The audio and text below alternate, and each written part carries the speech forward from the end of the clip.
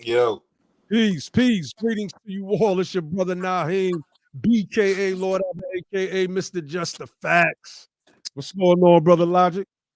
what's good? You know what it is. Oh yeah. Freedom Oh, first. Freeman first. Make sure y'all hit that like button as y'all coming in.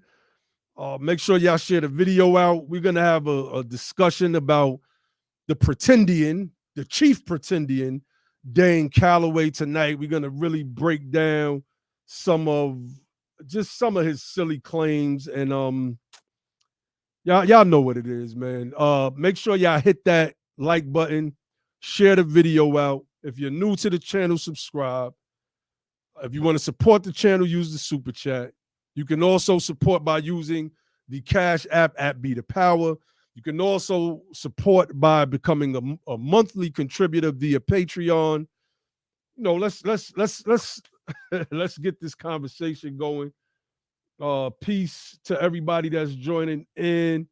Peace, brother Corey. Peace, sister Tamika, Catching Family, Vayasa, Gullah.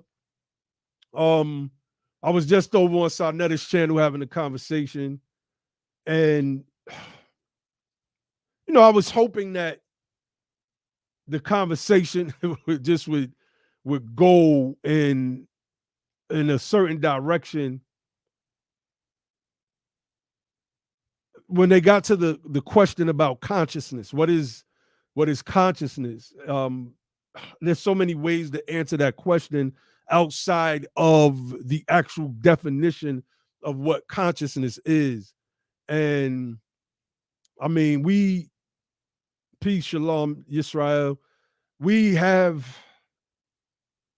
too much consciousness, right? If consciousness represents being awoke or having a point of view that differs from somebody else. And what tends to happen is that we never reach a consensus. It just becomes a fight, a fight, a fight. And that's what's going on tonight. So a few months ago, when we started resurrecting this term freedman in the ethers of social media, we seen a tweet by a guy that I think is a supreme pseudo by the name of Dane Calloway. Just a liar. Just a lie. Like these dudes just Ooh. I don't know if I would want to be in the same room with some of these cats. I'll just say it like that, because basically what they're saying is that the stories of our ancestors being enslaved and those who were brought over here chained up on slave ships is not true. And so this super pseudo by the name of Dane Calloway did a video recently called what was the name of this video, man? Something to the effect of there were no slave ships or something like that. And, we want to have this conversation tonight because these people are becoming influences of the blind, right? They are the man with one eye leading the blind. We know that saying is kind of cliche, but it's apt because it's true. And just because it's cliche doesn't take away the efficacy of its truthfulness. And when we're dealing with these pseudos, we have to address them because we are fighting on so many different fronts. It's frustrating to look at the news and watch the cops slaughter, execute one of our people with no reprisal. Then you got to turn around and see pseudos like Dane Calloway and the Pretendians, the Pretend Indians, talk this, we weren't slaves. We weren't brought here on slave ships, that whole thing is a myth, that we are really Native American Indians. knowing that it's not true because we researched this stuff ad nauseum. We did a whole presentation on a dude that I call Legendary Top Cap on the BTP Media Group channel. Destroyed every last one of his talking points, every last one of them. And yet, these myths persist. So, Charles Blow speaks about how our political power was dissipated when our people fled from the South to the North, seeking new homes, seeking better opportunities, et cetera, et cetera. Now our political power is starting to dissipate through pseudo-doctrines based on identity. And it is one of the main ones that I see on Clubhouse. And it's not just unique to the Pretendians. We see this with Hebrew Israelites. I've even debated Muslims about this very thing, meaning the dissipation of political power, because what they are doing is removing more ballots out of more would-be outspoken community leaders out of the political process where they may be needed at, because they feel that this escapism affords them a voice where everybody can listen to them. So I can gather 1,000 people telling a bunch of lies, but I can only gather 10 or 20 speaking to the political power that's needed to advance us. Brother Logic, did you want to speak to any of that? Yeah, I sure do, but give me a minute, family. I'm going to transition to my computer. I'm going to get off this phone real quick. Give me one moment. Definitely. Somebody put in the chat, the midwife, excuse me, said Harriet Tubman was a myth too. Like, they got pictures of this woman in her old age. They got pictures of this woman in her young age. Pictures of her. Peace to everybody that's just joining. And this man is running around telling people that Harriet Tubman is a myth. The problem with people like Dane Calloway is his cowardice. It's not just the pseudo information, because there's some people that believe what they teach. And they have to be shown that it's pseudo via intellectual combat. But in this case, Dane Calloway is a coward. He's a coward. He won't come from behind his computer screen. He won't go onto platforms to have these debates, because he's been destroyed already on this topic on platforms like Sanetta's channel. And he realizes that he cannot win. But he has books to sell. He has donations to get from unsuspecting people that believe in this nonsense that he pushes. Somebody said, this is my first time hearing of this person. Let me tell you, Brother Cato, Dane Calloway has a very large following. And I see people all the time sharing his nonsensical information. This stuff doesn't make sense. And it goes to show that our people believe anything. They will not vet anything at all. Let me share this out, matter of fact. Let me share this out, because I was on Sanetta, so I didn't get a chance to do my usual promotion. Let me tweet as well. We gotta have a reckoning point with all of these different groups. And the Pretendian groups are all over Clubhouse spreading a whole bunch of nonsense. And it's hard to come from underneath that stuff because it sounds so good. It's like how they say in the Bible, it's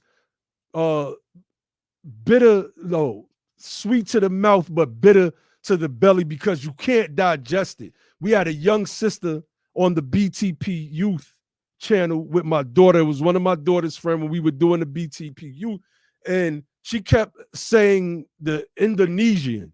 We Indonesian. I'm like, why she keep saying we Indonesian? It wasn't Indonesian. She was trying to say we're indigenous because she heard people like Young Pharaoh saying that stuff. It's just stuff that sounds good, but it has no historical backing. It has nothing that it is just another form of escapism. So what I want to do while my brother is getting ready, I want to go to the slave ships, right? Because this guy's a liar. So we want to let's pull this up.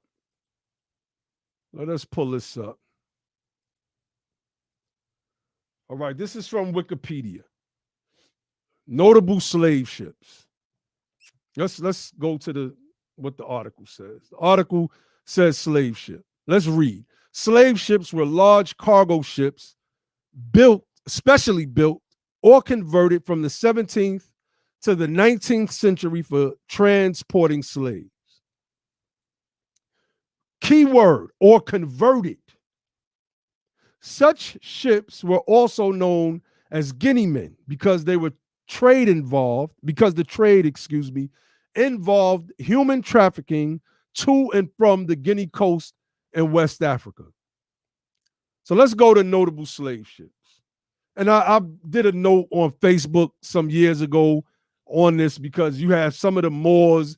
It was this guy out of Chicago, this old gangbanging Moor that was talking his slave ship stuff. And I'm like, there was no slave ships. Goodness, research, man.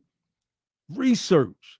So we have the Antelope, a Spanish slave ship captured near Florida in 1820 with 283 slaves aboard, leading to the Antelope case. And it gives you references to this case. 23 U.S. 66, which is letting us know it's a Supreme Court case. 1825 was a case in which the Supreme Court of the United States considered for the first time the legitimacy of the international slave trade and determined, quote, that possession on board of a vessel was evidence of property. Like, this is cases that we can look up. What are these people talking about? Let me see. One of the more famous ships, well, let's go to this one, the Aurore, I guess I'm saying that correct, was a slave ship that brought the first African slaves to Louisiana on June 6, 1719 from Senegambia. It's documented. Stuff is documented. The La Amistad. Now we know about the Amistad because of the movie, right? Let's read it from the caption of the link for the Amistad. It was a 19th century two-masted schooner owned by a Spaniard living in Cuba. It became renowned in July 1839 for a slave revolt by Mende captives who had been captured by Portuguese slave hunters in Sierra Leone in violation of all extant treaties and brought to Cuba. I mean, geez, man.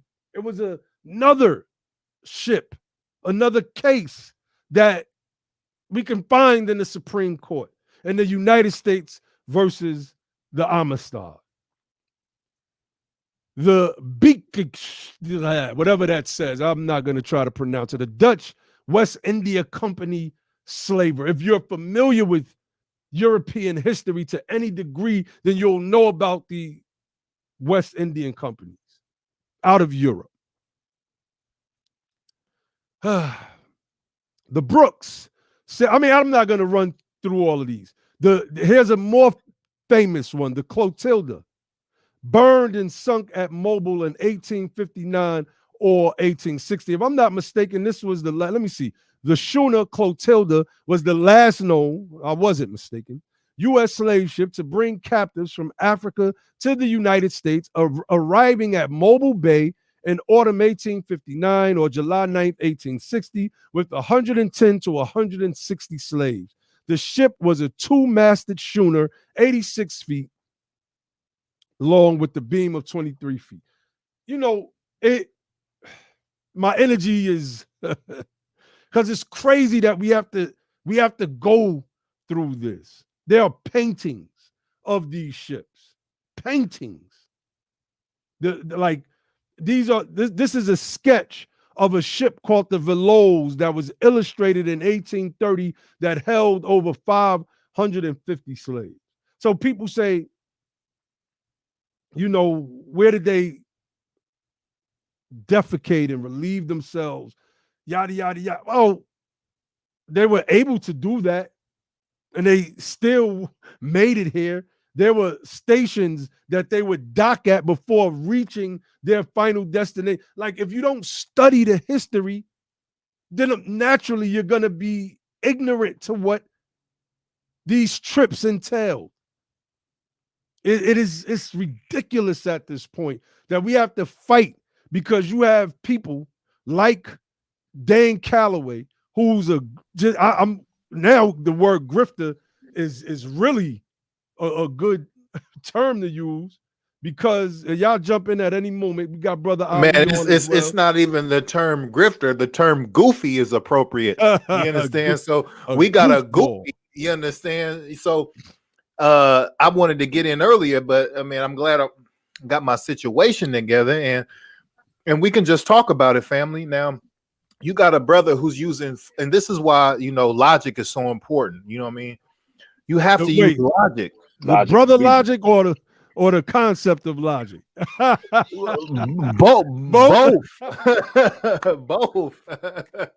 That's right, bro. That's right. We use logic and we use reason.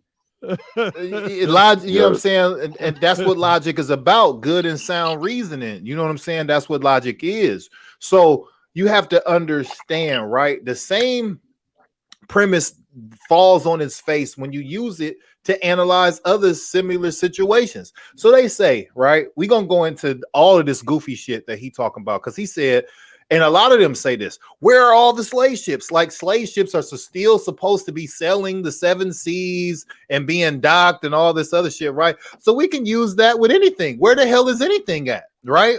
You know, we're talking about old, outdated, centuries old wooden ships. Why would they still be here? You know what I mean? They'd be like, so how is the absence of slave ships in 2021 the evidence that they never existed? That makes absolutely no sense. By that same logic, that path of logic, nothing really exists, right? How did horses get over here? They didn't gallop over the damn ocean. You know what I'm saying? They came by ships, right? Where are those ships at? You know what I'm saying? Where is the Spanish Armada at? Obviously the fleet that once belonged to the Spanish Armada, they're not around anymore. Where are those ships at? Where is the British? How did the white people get here? How did the Europeans get here? Where are the ships at? So if I needed the ships to prove to me that the events actually took place, we would be totally lost in all respects. You understand what I'm saying? Where the hell are the pirate ships? You know what I mean? Like, where's anything at? You know, so obviously where's anything at? You know, so when we look at, right, the fact that the trading or the importation of slaves was outlawed in 1808, right? So now why would there still be fucking slave ships here? It just doesn't make any sense. So, and then at the same time, if you have a situation where now this activity is illegal, I'm gonna talk about 2 different points. So now you have one side that are repurposing cargo ships to transport different goods, because now it's illegal. Some captains, some seafaring individuals, they might not want all that heat. They're like, yeah, trafficking human cargo is, you know, dangerous. I don't want that type of heat, so I'm just going to traffic other stuff, right? So, and then you got other people who say, I'm just going to smuggle human cargo now. So I'm just going to bury niggas underneath other shit like horses and stuff like that. I'm just going to hide me a few niggas in here too, because I'm about that bread. You know what I'm saying? So there is no, the fact that you think that there's a dedicated slave ship, and you're not looking at a cargo ship. Now we can show you all kind of examples of cargo ships, and until you comprehend that the industry of slaving and the slave trading industry looked at human beings as cargo, then you would stop looking for slave ships and start looking for cargo ships. So you know that there was a lot of cargo, and they would slaves, even in the Amistad example Naheem talked about earlier, even in that case, that's an actual historic case. That's history behind that case. There's case law behind that. The argument was that they're human cargo, so human cargo can't be in trial for murder and things like that, right? Human cargo. It was a cargo ship by all legal intents and purposes. So, like, you got people like Dane Calloway who can put up a video about with this nonsense and have 50,000 people watching it. Right. Now, what I'm saying is, why in the hell would 50,000 of y'all pay attention to that bullshit? That's crazy. So you would listen to somebody like him over your own great grandparents and your own family members who told you about the bond. He went so far as to say we were never in actual chains and shackles. He said that never was a thing. This is your hero, Dane Calloway. This nigga said that the shackles were always on our mind. They never were literally around our wrists, and that's all just stuff that's propaganda that they fed us and confused us with, right? That never was an actual situation in America.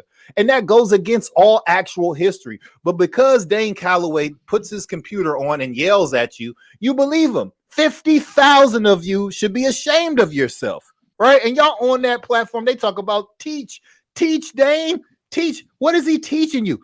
Dane Calloway is a cancer to the progressive thought. You understand?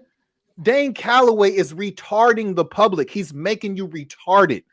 To say that the freedmen never existed, and to say that because we can't find slave ships in 2021, that slave ships never existed, and that the shackles were never physically on our ancestors. They were always just on our minds. You are a functional retard if you believe that. That's retarded, family. Facts. Period. Yeah, go ahead, brother. Yeah, that's true. Hey, look, remember we were just talking about it, right? So I don't know what you covered because I came in a little bit late, but think about this. If there was no slave ships, then there wasn't no Nina, Pinta, Santa Maria. There was no Mayflower. There was no Spanish and Portuguese conquistadors. None of that stuff happened, right? How did the question that people could simply ask them is, how did the European get here if there was no slave ships? Because the thing you got to think about is, if there were no slave ships, then there wasn't any other kind of ships, because they would have all been made from the same kind of wood materials, right? So the question then becomes, well, how did the European get here at all? Because if you think there were no such thing as slave ships, then there shouldn't have been any such thing as all of these other ships that we just mentioned. And the fact of the matter is, the European's here. So how did he get here? Did he swim? Did he walk across the water? Did he take some kind of a raft? You know, and then the other thing they do is they talk about how the slave trade happened in reverse, that there was no Africans brought here, but the people were brought from here over to Europe and to North Africa and stuff like that. So my thing is, why would you believe something like that and not believe that it couldn't happen? It couldn't have happened the other way around. What makes one thing more plausible than the other? Where are the slave ships? Where's the remnants of any slave ships that took Native Americans from America to Europe? Where are the remnants of those ships? Right. How did they get there? So, and that's a good thing that you brought up, because I even forgot about that foolishness, right? These are the same people that are proponents of the idea that this transatlantic slave trade happened in reverse. Well, how? How? Where are the ships at? I'm going to use that same logic on you. Where's the ships at that got them from here to there? So you want to tell me all of these millions and millions of brothers and sisters like me and Naheem and Ali See, because what they're trying to do is they're trying to make this, we are not, we all are aboriginal and we from here. That's the hill they want to die on. You know what I'm saying? If that's the hill you want to die on, we gonna kill you. That's where we gonna kill you there. That's where you want to make your stand. That's where we gonna put you down. So it makes no sense. So you come up with all these fantastical positions, like because there's no slave ships that we can see today, like it makes any sense that a wooden sailboat that was purposed for trafficking human cargo, which was outlawed in America in 1808, would still be around. Like that's like saying, where is like anything, like they said, the Mayflower, the Nina, the Pinta, the Santa Maria, where are those things at, right? But they won't. I don't even know at this point. They might deny the existence of those things too. I don't even know. These people are crazy. He denied the existence of Harriet Tubman. He said Harriet Tubman is a fiction that was created by some white people. Man, this dude, the Underground Railroad is fake too. Golly, and the sad part is not that he's even saying this, because he probably needs medication. He probably needs to be in the facility somewhere getting some type of real attention, right? Because it's hard to tell the difference between insanity and genius sometimes, right? So this brother obviously needs help. The real sad part is that 50,000 people are listening to this bullshit, and they like amen in this shit. Like, are you not an adult? I don't know if it's 50,000 children that are watching his program or what, but are you not an adult? Are you not a critical thinker? Are you not? Like, how do you do? Are you not in tune with your own family members? They can tell you a historical family narrative that's very much different. Do you not care about that? Right. You know what I'm saying? Do you not care about your own actual history? But you're gonna let Dane Calloway, some goofball, tell you he's an Indian. He don't do shit Indians do. You understand? Nope. He's not in India. I doubt if he's ever been to India. There ain't no such thing as Indians in America. There's like, listen to this, family. Out of all the hundreds of nations of so-called indigenous people that were here prior to the Europeans coming to this country, coming to this continent, coming to this geographical location, not a single fucking one of them referred to themselves as Indians. But you got all these niggas talking about they Indians. You understand? Not a single one of them called themselves Americans. You understand? That's the other thing. The 1828 Webster's Dictionary that they rely on, it doesn't say they're Indians. It says they're Americans. Ooh, that's weird. That's weird. That's weird. But see, so now the Webster Dictionary is dictating what these niggas is and what they ain't, right? White people. You know what I'm saying? But they want to tell you they indigenous. At the same time, they're telling you they're indigenous.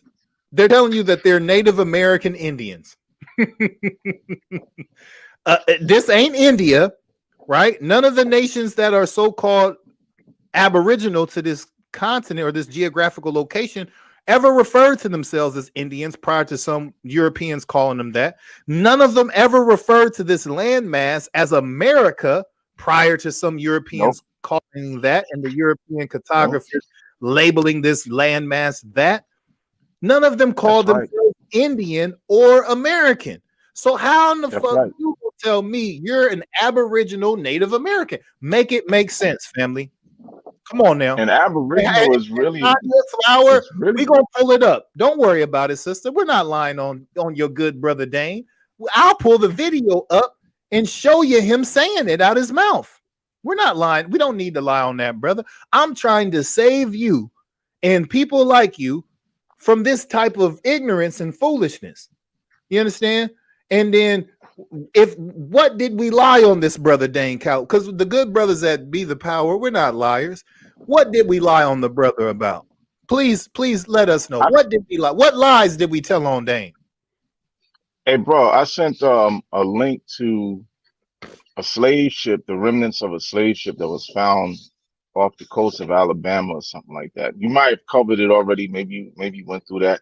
I know you mentioned it earlier in the broadcast, but I just wanted people to see that article from National Geographic that this particular slave ship was actually was actually found, the Clotilda. I put it in the BETHEPOWER chat.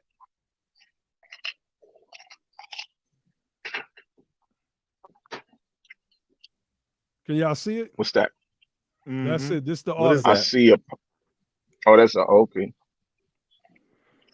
This I mean, was just the tell us what we lied on, Tanya. Sister Fowler, just tell us what who lies said we did we lied? tell. Wait, hold up. Where we at? I had to go to Sister the book. Tanya Fowler says that we are lying on the good prophet, the good brother, the Messiah, Dane Calloway. What lies did we tell? That's all I want to know. List some of these lies, Sister Tanya Fowler, because Dane Calloway said that there was no slave. Yo, where's the video? That's what he said. I'm gonna put it. It's in the inbox. I'm gonna put it in there again. But the brother said play the video. The brother said that the freedmen were never slaves and that freedmen had nothing to do with slavery itself. That's a It lie. was a sociological experiment. That's what he said. He said it was a sociological experiment. That he said the freedmen had nothing to do with emancipation at all. It had nothing to do with slavery. So forget the fact that the Freedmen Acts of 1865 and 1866 are actually talking about emancipation and freed emancipated Negroes and individuals who either purchased their freedom, were emancipated, or got manumission from their slave masters at some point. Forget that legislative history, right? Forget the fact that Abraham Lincoln created the Freedmen's Bureau and was working a policy of emancipation. That never happened.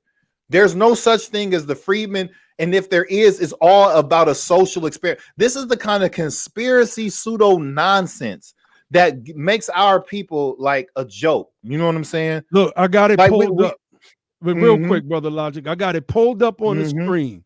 So, Sister Tanya Fowler, one of us is lying. One group of us is lying. There's no half-truths. This man has a video that you're looking at right now that says why slave ships never existed in history and neither did their corresponding stories. This dude is a liar. Period. He's a liar. No, we're the liars, brother. We're lying on that good brother Dane Calloway. We can pull up the like, man. Look, let me pull this. Yeah, that's a good one. Was Frederick Douglass and all of his writings a myth too? Does Frederick Douglass now not exist? The man said that the shackles and the chains were only figurative. He said that he said that there was never physical shackles and chains on our people, that was only mental shackles and chains. He said this.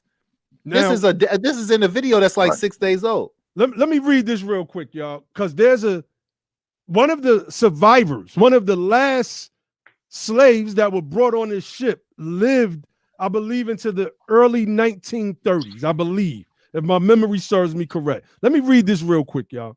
The schooner Clotilda, the last known ship to bring enslaved Africans to America's shores, has been discovered in a remote arm of Alabama's Mobile River following an intensive year-long search by marine archaeologists. So if they were searching for this thing, they must have had a record that it had to be over here somewhere, right?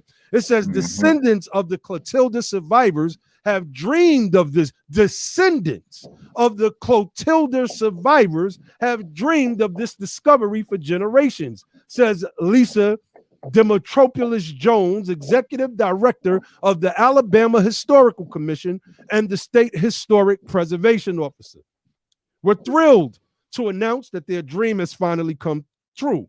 The captives who arrived aboard Clotilda, were the last of an estimated 389,000 Africans delivered into bondage in mainland America from the early 1600s to 1860s. Thousands of vessels were involved in the transatlantic slave trade, but very few slave wrecks had ever been found. When you research, many of these ships were they were cargo ships before they became slave ships. They got into the business of human cargo. They got into the business. Well, when the practice was outlawed, many of those ships converted back to cargo ships. They went back to moving sugar and salted fish and spices and the things that were being traded across the world. To not have a basic understanding of this history shows just how gullible many of us still are. Those people, they pretend to be woke, right? And I'm not trying to use that term in the way that it's being used now, conscious, because they listen to this clown, Dane Calloway. Now, he's a clown, he's a coward, because he wouldn't come on this platform. I guarantee you I'll go on his and shut down every last one of his arguments, every last one of them. But they listen to this guy and they tell themselves that they're not going to verify what this man is saying, that what he puts up is what they are going to accept. So in the next breath, none of these people can say anything bad about the Democratic Party, right? The blacks of the Democratic Party, I should say. They shouldn't say anything bad about people in the church. Well, how can they when, according to them, if those people are captured by certain religions or certain political ideologies, well, then are they not captured by this clown, Dane Calloway, and his misrepresentation of history? There are no half-truths, sister. This dude is a liar, period. Outright. What is she He's like an trying to outright defend liar. him? I can't really see. Oh, I we can't got the see whole comments. team on tonight. Ooh, Freeman, somebody about to Josh, get cooked. the TP, Josh, and the Somebody, we got the whole. I didn't even know they was back there. I was on my soapbox. We about to cook old Daney. Old Daney and all of them liars, man. The whole team. Peace, man. Peace. Oh, and Josh got his hoodie. Josh, ain't taking the hoodie. He Come came on, to man. fight. Let's go. Let's get it in. Let's get these pseudos up out of here, man. Talk about old Daney, Josh. Hey, man, because Josh, you're the one that brought this new insanity to the forefront, right? I have forgot all about Dane. Brother Josh, the one that brought this craziness to our lenses, right? We focus on like we doing Freeman activity. Josh happened to come across this foolishness and let the brothers know, like, this is what, and 50,000 people are being infected by this madness. This is almost as bad as COVID-19. So we gotta get to this now. Come on, Josh. Yeah, man. I just couldn't. It's just when you look at I couldn't stomach it, man. When I looked at what dude was talking about, I'm like, yo, you know what you're talking about is nonsense. It's nonsense, and it has nothing to do with helping us get closer to where we need to get to as uplifting the group. You know, all of this stuff talking about indigenous, this and this, that. Look, this is just entertainment. Like you just like a black David Icke or something. You know what I mean? You just wanted to sell people your next book, your next movie, your documentary, your next program, but you don't have any interest in helping those people achieve some type of better material condition in the country that their ancestors built. And listen, y'all need to listen clearly, right? Because when I listen, what I'm hearing is caping for white supremacy. That's what I'm hearing. I don't hear nothing else other than if I was an anti-reparationist, if I was a white supremacist that's interested in keeping descendants of freedmen at the bottom and keeping them, and I looked at them from the same lens as the Confederates looked at their ancestors, I would see something in a brother like Dane Calloway that I want to invest in. So y'all don't think that's being done? Y'all better wake up. See, a lot of times you think the people that's talking about wake up, black people, I'm just here to make you think.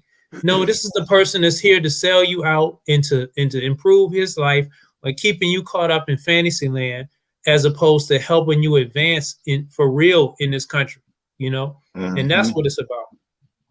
Yep. That's right. That's right. There's no political power or no political. We know that government is the game and politics is how it's played.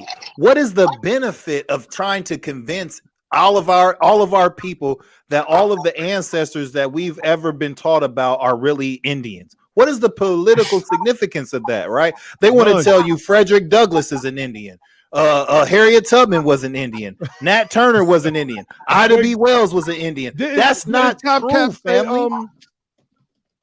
James Everybody Smalls was an Indian. James, yeah, he said Robert Smalls was an Indian. Robert Smalls. And so, how in the hell do everybody just up and transform into fucking Indians? What are we talking about? So they're trying to erase the fact that there was ever a slave trade and that slaves ever came from Africa over into this country, and then they created this new group of people called, you know, the Native Black American, if you had something that you could really like try to call them, but it's a new group of people, right? And so, which is an amalgamation of a bunch of different groups, Europeans, Native people to this geographical location, different ethnicities, because there is no such thing as an Indian. There is a whole bunch of different ethnic groups that were here. So we're mixed in with a lot of different people. We like the pit bull of the human family. So you can't just say I'm an African. You can't just say, oh no, we're not Africans, we're Indians. You can't do that because we're mixed with all of that shit. So nobody, just the same way that we all know we've had European raped into our ancestry and raped into our DNA. You don't see none of these silly niggas saying because you can identify a European in your ancestry, we're really white. You're really white, brothers and sisters. They played a trick on you. Look, this is your great grandmother, Mary and Becky. Some of the Moors be talking about that white shit, man. These people are crazy, man. You people are crazy. We're the original Americans. Brother Grimm, can Grimm please bless us with something? I want to hear what Brother Grimm got to say, man. What's up, Grimm? Yeah. Come on, Grimm. Hey, you know, man, some of his followers. Indeed, man. That was powerful, what you read, Naheem, with the folks that basically found the slave ship in Mobile, Alabama. I'm about to put it on the screen, Grimm, because in the video, this dude said that they never found the remains of the Clotilda. He's a liar. This is the remains. Liar, man. These are the remains right here. Go ahead, Brother Grimm. Yes, sir. You know, it's up on the screen, you know. But here's the thing where a lot of the Moors who may teach that and these Aboriginal people, and y'all probably talked about it before I got on. The thing about it that really, man, makes me fucking itch with this shit is that they'll say, oh, well, how come nobody's never seen those slave ships?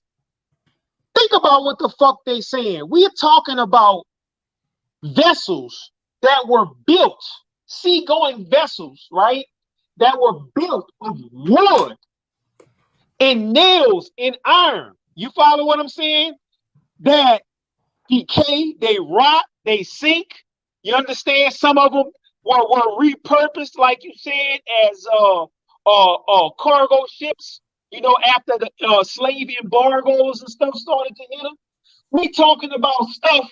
We're talking about slave ships that were built in between the 1400s, right, to the 1800s. That's right.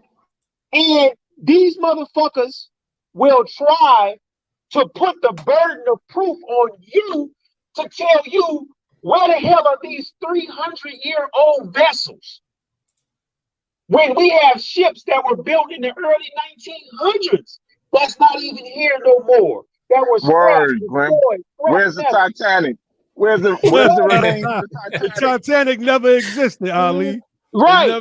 They made that up. Even before they found that ship that you were talking about in Mobile, it was groups of black people that had went to classes to learn how to do scuba diving. They got articles on it. You can look it up online. These black groups went and studied the skill of scuba diving specifically to learn how to dive to look for these ships. And a lot of this stuff manifested in the Clotilda and stuff like that. And, you know, I hate to do this, but the thing about it is this. Those fucking castles and shit in West Africa, they didn't build those fucking castles over there to lie and say that they sailed our people over here, man. Those castles were actually built by those Portuguese traders, those Dutch traders, to trade in human cargo. You follow what I'm saying? That's right. Those, you know, our ancestors built structures in West Africa and things of that nature. They weren't swinging from trees like they want us to believe. But the bottom line is that those castles were built by the slave traders, and that's proof enough that our people came over here, man, from the western shores of Africa. And think about this, Grim. Since you brought up Africa, there are a number of articles and even videos of Africans apologizing. Right. Heads of state, African clergy members apologizing for their ancestors' roles in the slave trade. They don't know what they're talking about. Right. Dane Calloway, they need to sit down with Dane Calloway. They are mistaken about their own history. They need to be taught by Dane Calloway. Dane Calloway knows these people's history better than they know their own history. Exactly. So basically, man, the European, so basically what they are saying, and think about this, they basically saying that the European scrubbed, right, all of the history of us being here and made up, right, a myth about us being Indians, right, to lie to us about our true origins of Aboriginal Americans. That's what they saying, right, brothers? Now think about this. Why the fuck would the Europeans people have to lie and say that our people were Africans instead of indigenous Native Americans when he had all the rulership and power any fucking way? Basically, the only thing that he had to do was lie to us about our true origins of where we come from and strip us of our original names, culture, religion from over there by the continent. He ain't had to fucking lie and say that we wasn't Native, that we wasn't Native Americans. I mean, That's just right. y'all understand what I'm saying? Think about Yes. the Oh yeah, that. bro. Oh yeah. And peep this.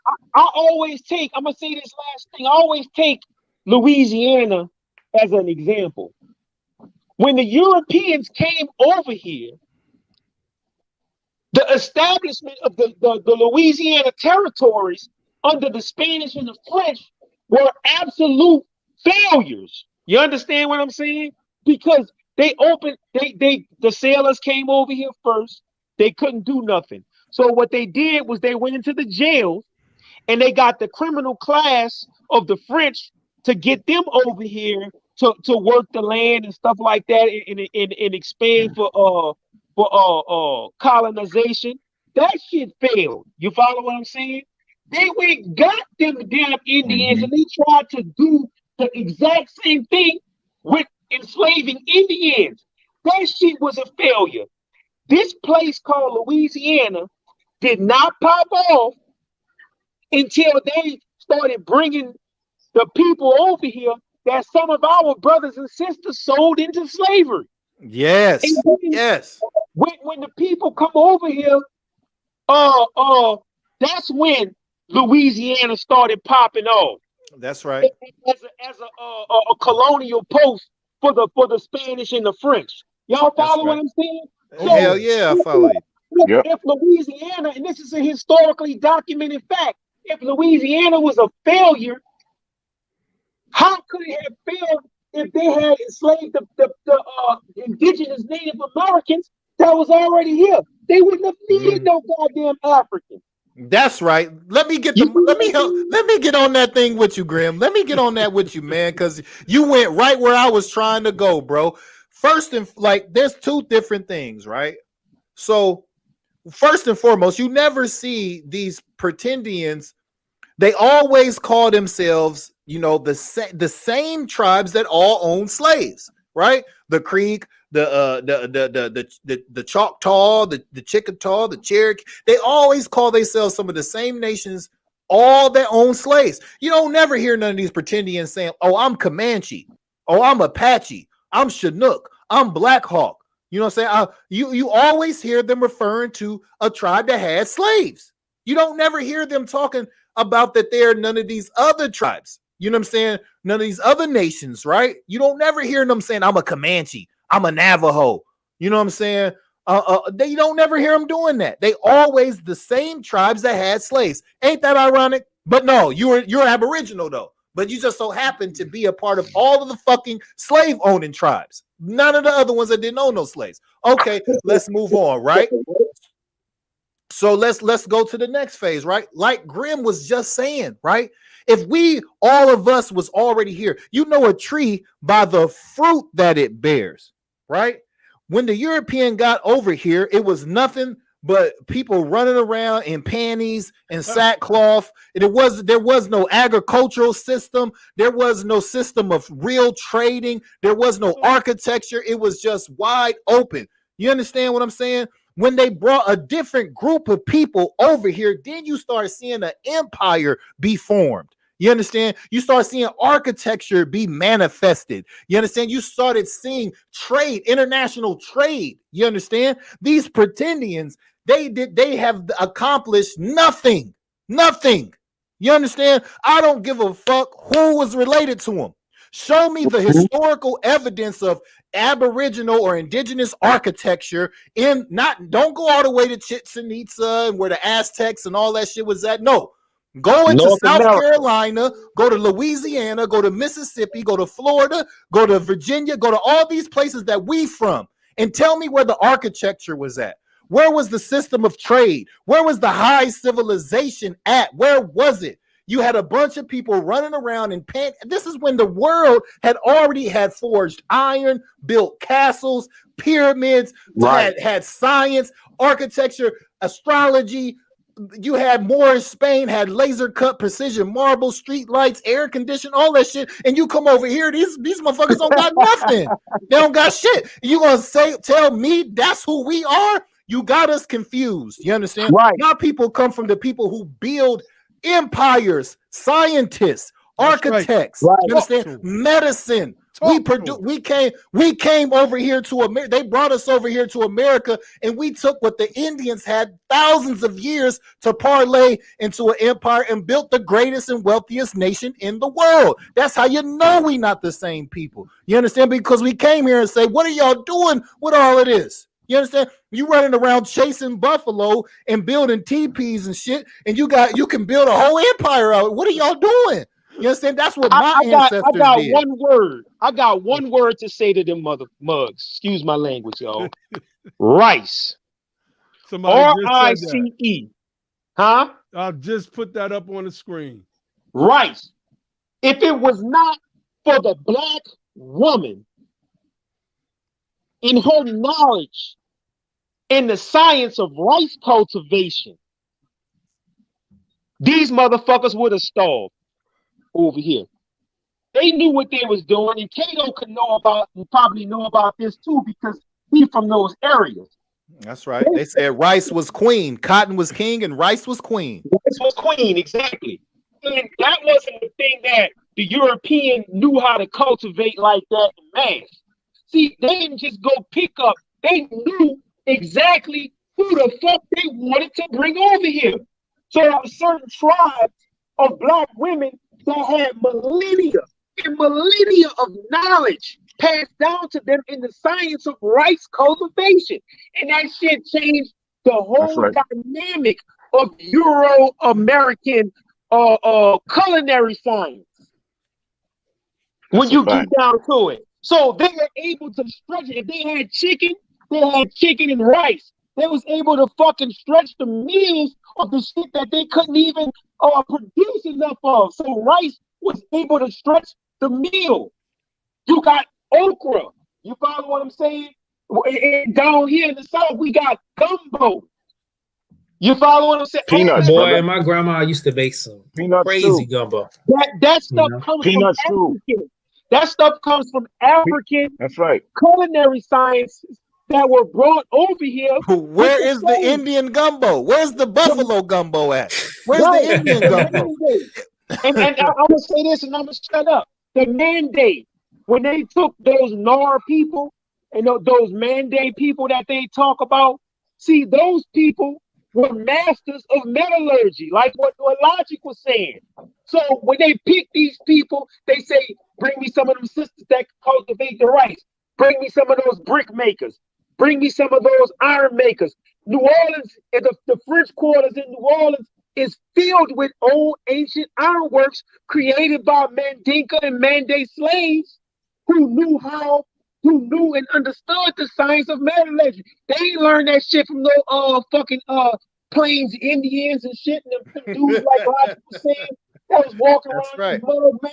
And no disrespect to them, to the Native Americans, but it is what it is. They didn't get all of that stuff until they started bringing certain groups of specific Africans over here who had the knowledge and the science of certain things.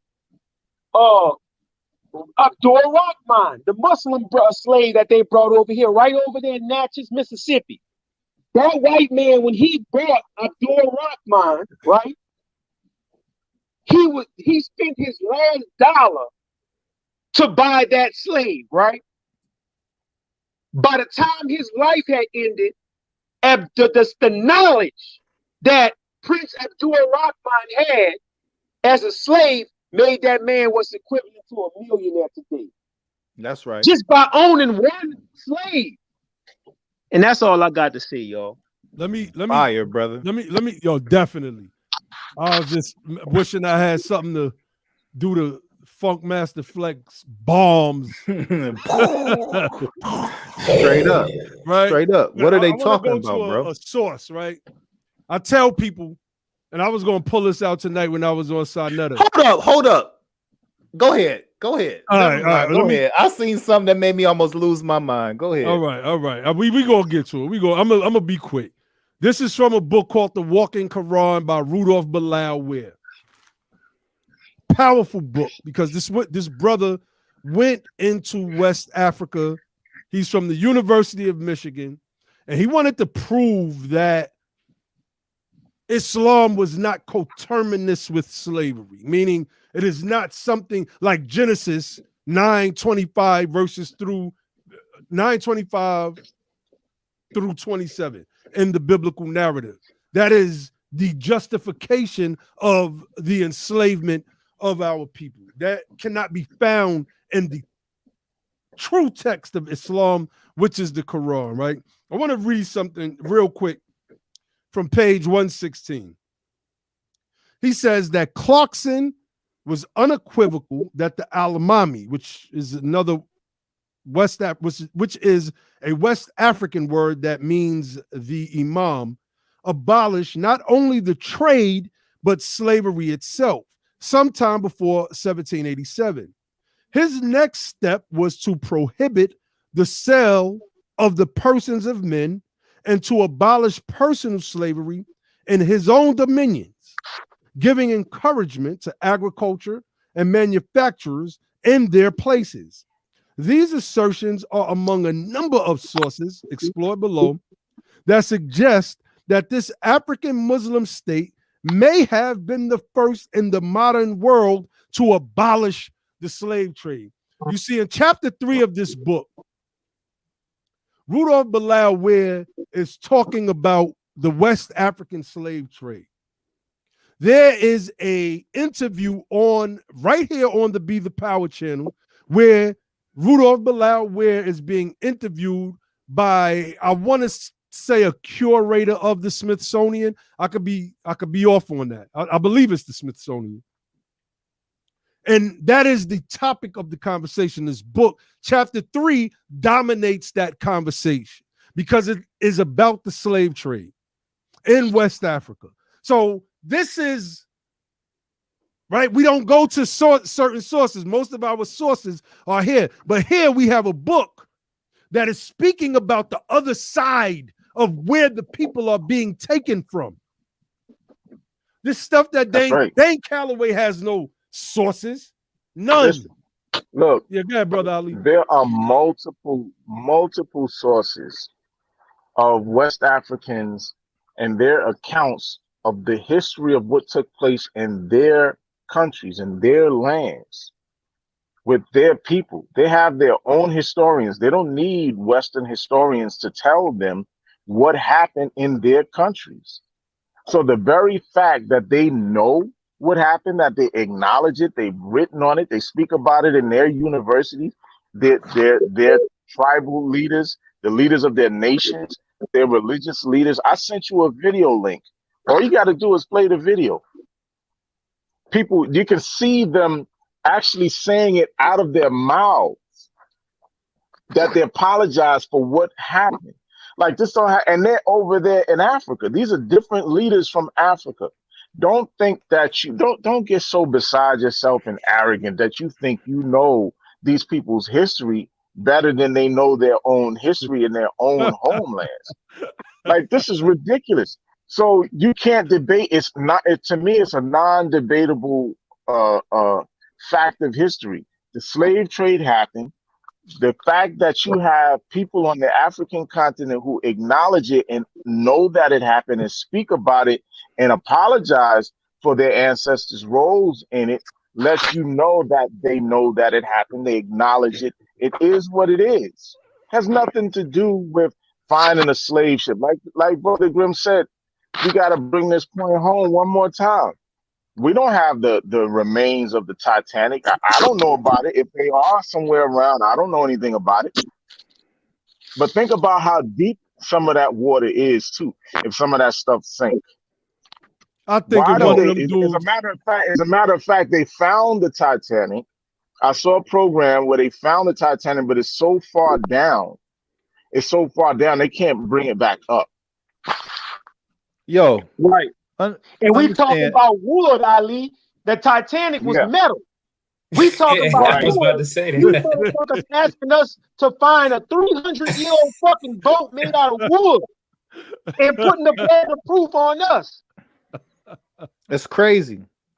And then you got to understand all this type of stuff, right? We came over here, right? So the bulk of us, right? So even if there was some nappy head, dark skinned niggas running around here before the slave trade popped off, that was the minority. Do you understand? That was not the majority. That's why you niggas keep saying you come from the same little ass tribes. You none of you niggas is from the. You know how big America is? None of you niggas is running around talking about you Aztecs or your goddamn Incas or Mayans. Y'all not them. Like, do you know how many nations there was? All y'all keep saying y'all from the same ones. What is the common denominator between all of them? They own slaves. Why don't y'all get? How come y'all can't make that? I don't understand what's so hard to comprehend. Y'all not Apaches. You're not Chinooks. Right, nobody said that. You're not Black Hawks. You understand? Lakota, you're not Kiowa. You're not Lakota. Navajo. You're not Kiowa. What about Navajo? You're not Navajo. You're not Comanche. You're not none of these motherfuckers. But y'all only associate yourselves. I know what tribe they from. They're from the no. Not the Tamika. Oh, come on. The Niggerho tribe. They are the Niggerho tribe, yes. And if one of them try to tell me in front of my face, especially Dane Calloway, that my ancestors wasn't slaves, I'm liable to slap the beard off his face. I just got to keep it official with y'all. So here's the thing. They confuse relation with being an aboriginal. And I try to always tell people this, right? You can be related to someone. That doesn't make you what they are. I can be related to a Chinese person. I'm not Chinese, right? But because they may have married into my family or got someone pregnant that I'm related to their children who are related to them, right? I could come, my great-grandmother or my great-great-grandmother could have married a Chinese man, right? They was over here doing weird shit, right? And could have got her pregnant and she could have had a baby. That don't make me Chinese, family. That just means I'm related to him. So you could be related Bro. to these people, right? But that don't make you Aboriginal. To be Aboriginal means that you originated here, right? You didn't come from anywhere else. You originated here. Brothers and sisters, I don't know why we have to go back to this, right? Even though our people, with you have a lot of evidence. Ivan Van Sertima, a lot of other scholars have talked about how we sailed over here prior to the European coming here. That does not make you Aboriginal just because you arrived here before the Europeans got here. That doesn't make you Aboriginal. You understand? You still came from somewhere else. You understand? Came from somewhere else. And then ultimately Bro. it goes back to a tree by the fruit that it bears. Y'all wasn't producing what produced when we got here, and y'all had all that time to do so. Yo, Yeah, Leo Weiner, go ahead. Leo Weiner, Van Sertima, Barry Fell, David Imhotep. Ali, let me cut you. I just want to cut you. I want you to finish. Okay. Let me pull this comment up. Mm-hmm. I don't know what that's supposed to say. Easy X. He said, or she, where is Dane Calloway? Why not invite him on your live stream? This is so one-sided. Let me say this, and I want you to finish, Ali. When Dane Calloway put out the tweet about the freedmen, I jumped right on the tweet. I started posting links and images of records, and so did many other people. He blocked us all. Dane Calloway is a coward, EZX or EZX or whatever, however you pronounce it. He blocked me too. He is a coward. He wouldn't take the invite because he makes his living off of duping people into believing the nonsense that he's trying to push. So of course it's one-sided. When did he ever invite me on one of his platforms? I've been going at Dane Calloway for years. Years. Go ahead, Brother Ali. Yeah, no, I was just naming a bunch of historians who talk about the African, quote unquote, African presence in early America. They're not saying that these people are Aboriginal and indigenous. They're saying that these people came from Africa. And they all talk about the African presence in early America. They're not saying they're indigenous and Aboriginal the way these guys are trying to make the claim.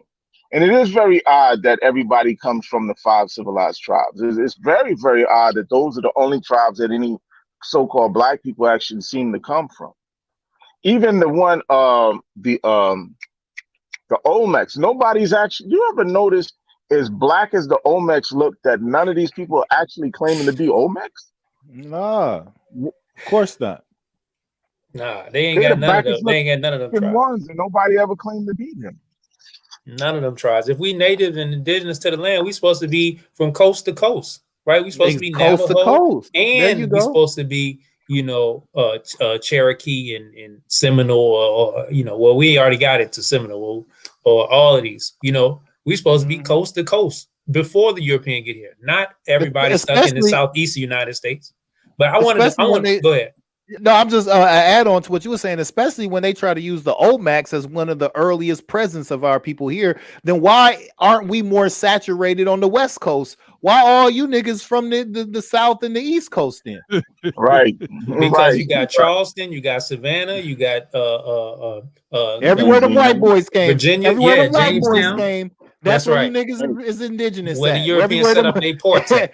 Everywhere them Europeans came is where you motherfuckers indigenous to. Ain't that some odd shit? That's funny. That's crazy. That's crazy. Yo, that's hilarious.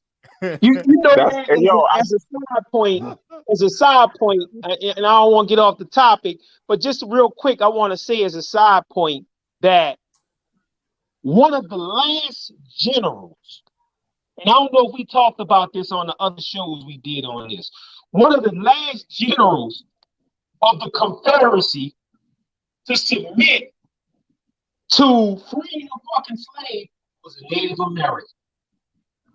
That's right. That's right. Yeah, that's right. Yo, and, John, and we already know. Yeah, I'm gonna add on to what Grim said, and then I'm gonna play this clip here. But we already know that the Civil War ended in 1865. However, we know that many of the treaties that had to do with freeing, those enslaved among the 5 civilized tribes was not signed until 1866.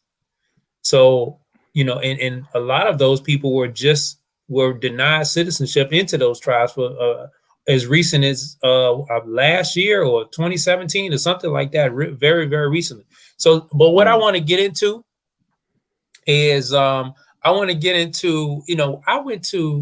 at the first HR 40 hearing back in 2019. And one of the people who was on the panel that was testifying to Congress was a woman named Katrina Brown. She's a white woman out of Rhode Island.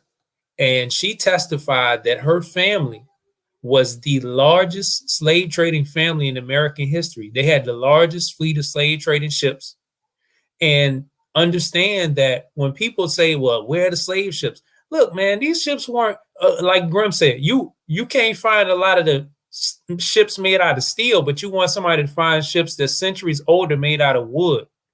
But not only that, these ships were not only purpose for trading slaves. These ships were multi-purpose. They ran rum, they ran sugar, they ran all kind of stuff, and they trafficked in people. So stop trying to think that you need to find ships that only when they stopped selling slaves, they was selling something else. They was transporting it as something else's cargo, So y'all are making no sense with where the slave ships. They're the same ships that was the tobacco ships, that was the rum ships, that was the sugar ships.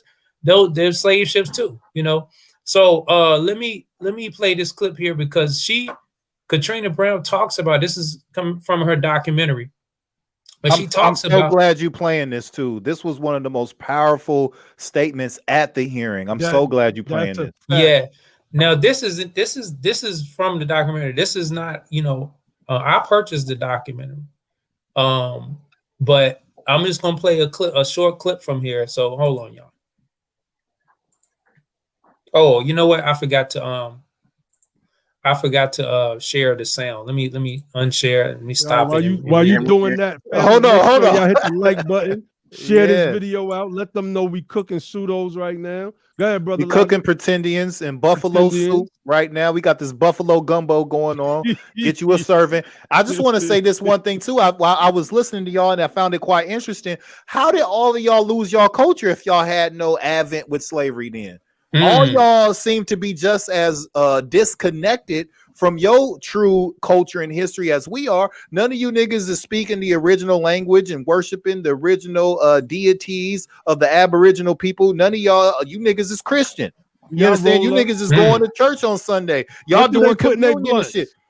I don't know weed or peyote. Y'all not smoking peyote, or maybe you are, but none of y'all is speaking y'all tribal languages. None of y'all is living among your people. None of you, like, what do y'all do? How, if you never had an intercourse with slavery, how did you get this way? Did you choose it? Now you're trying to go back. What's going on? I don't understand. I'm confused. So I know how I got this way. I know how I got disconnected.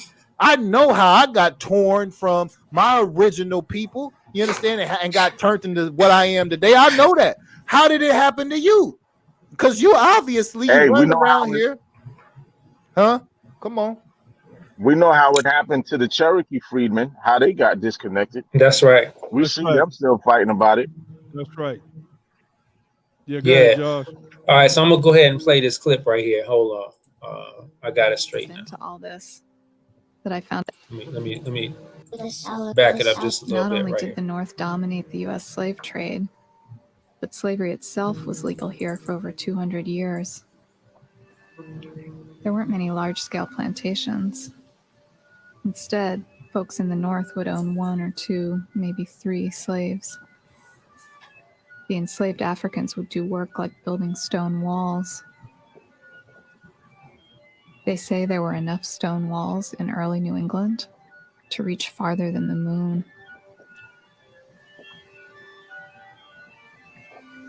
God damn.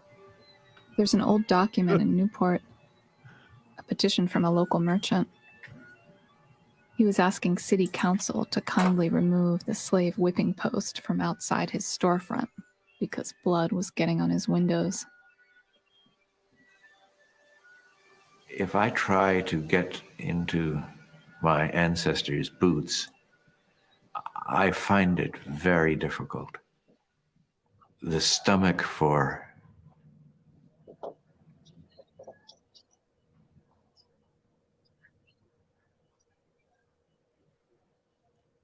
violence must have been extraordinary. What they did was strikingly evil, but these people were probably not all that much different from all of us. If we were there at that time, some of us may well have been involved in the slave trade. And I think that's something we've got to come to grips with. We're using our glasses here 150 years, 200 years after these people are dead. I don't want to defend anything that happened in this family or in New England or in America, but I don't want to vilify it, these people either, because I don't know, I wasn't walking in their shoes. Ain't that something? Down Need at to the go harbor ahead and is hang James him. DeWolf's warehouse. This is where rum went out and sugar and molasses came in. James is the one who really masterminded the family takeover of all aspects of the trade. By the end of his life in 1837, he was supposedly the second richest man in the United States.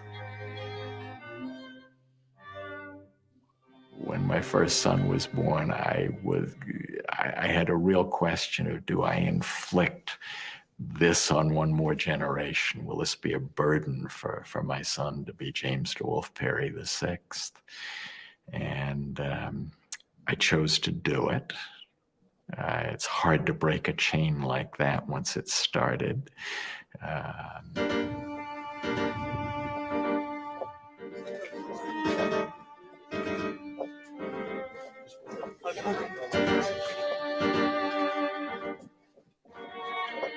Bonnie Warren, a local historian, took us around. James is a very smart man. He is savvy enough to know how to make money, how to change, how to roll with the times. In our world today, we have a Bill Gates. I mean, James DeWolf is brilliant. He knew how to do political, he knew how to get political favors to help his business. He also knew when to change and how to redirect. And he was, in his own way, extremely generous. So it's What strikes me is that this was big business. They made a lot of money at this. In economics, it's called vertical integration, controlling all aspects of an industry. But the bottom line is they really figured this out, and they seem to have made tremendous profits. I had not realized that 3 generations of the family were involved in it. So it went on for a long time, which is embarrassing. You would have thought they would have gotten it, that this really isn't something that should have been done. And they called themselves Christians at the same time. It was a high risk and a high return, because if you hit it well, you made a great deal of money. That's what I'm trying to understand. So the slave trade, people expected a 25% return. Very high. And so you had not just one person, you had a town of people who were invested in this Buying trade. shares. Yes. Who's not involved? I mean, was Who there was not anyone involved? around that was not involved in some way, either by directly or indirectly through the purchases they made, through the investments they made? I think in general, the whole town. The whole town. What's going on? Dane Calloway is a liar. That's a very, very good question. The history destroys him. Hold on. I just want to get through one more point on this thing. The more historians we talked to, the more sobering it got. Slave trade, And she's talking not about just her the family people members. taking Remember a boat and that. sending it out. Everyone in town lived off slavery. The boat makers, the iron workers who make the shackles, the coopers who made the barrels to hold the rum, the distillers who took the molasses and sugar and made it into rum. So literally the whole town was dependent on the slave trade. All of the North was involved. All these cities and towns along the coast, Salem, Boston, Providence, New London, New Haven, New York, and the rural areas around them, either traded slaves or manufactured goods or raised farm products for the slave trade. It was John Adams who said, I don't know why we should blush to confess that molasses was an essential ingredient in our independence. And he could have very well extended the quote to say molasses, sugar, and the slave labor that produced these this commerce.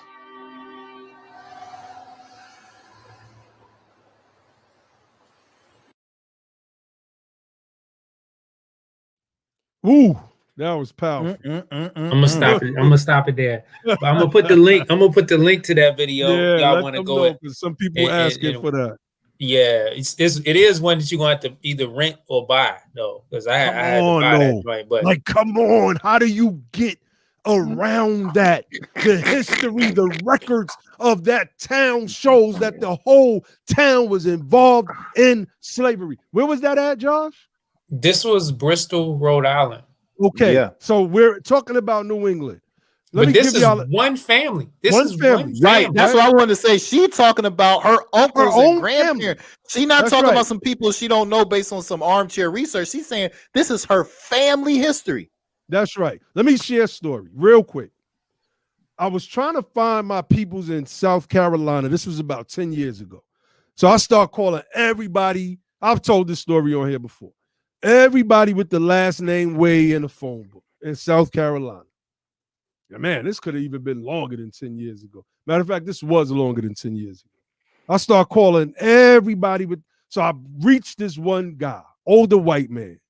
He said, well, oh, you looking for the black ways. I'm a white way, but if you would like, I can tell you the story about how y'all got y'all last name. This is what this dude told me. This is what he told me. He tells they're proud of what they did. They take pride in it. Man. Facts. This dude tells me that in the 1600s, I think he may have said 1624, I can't remember. It was a pastor, I can't remember the name, something Way. It was spelled different over there. It becomes W-A-Y over here because of English usage and how you spell the word way. And everywhere he stops, he was prominent. I think he said they came over on the William and Mary, if my memory serves me correctly. And everywhere they stopped on the East Coast, because they were from Dorchester, England, they would name a town after where they came from, Dorchester. Well, my peoples come from a small town on my mother's side, Ridgeville, South Carolina, which is situated in Dorchester. He tells me about his great-grandfather. I believe his name was Granville Way, and he was a slave. He's saying, you know, it's unfortunate. He said, but my people owned your ancestors. Like he keeping it official with me. He's telling me the story, right? And he's like, my people owned your ancestors. And he's giving this whole breakdown about the railroads, et cetera, et cetera. He's telling me about Norfolk Southern, which then was called Norfolk Southern today was called Southern something. It was called something, Southern something back in those days. I'm like, oh, wow, okay. You know what I'm saying? So this idea, Dane Calloway, and all of you Pretendians, you pretend Indians, that somehow our people are these Native Americans and that slavery didn't happen. The evidence is against you, because what Dane Calloway does is he puts up pictures and then says there's no evidence to show. He tries to speak in a professorial tone as if he's a professor. He's an idiot. He's an idiot. But he tries to speak in a professorial tone and make it seem as if what he's saying somehow is true. And he says slavery never existed. He said that the case of the Amistad, and it was another case, were fictional. It was in that video. These are fictional cases that we have. The United States of America has a Supreme Court.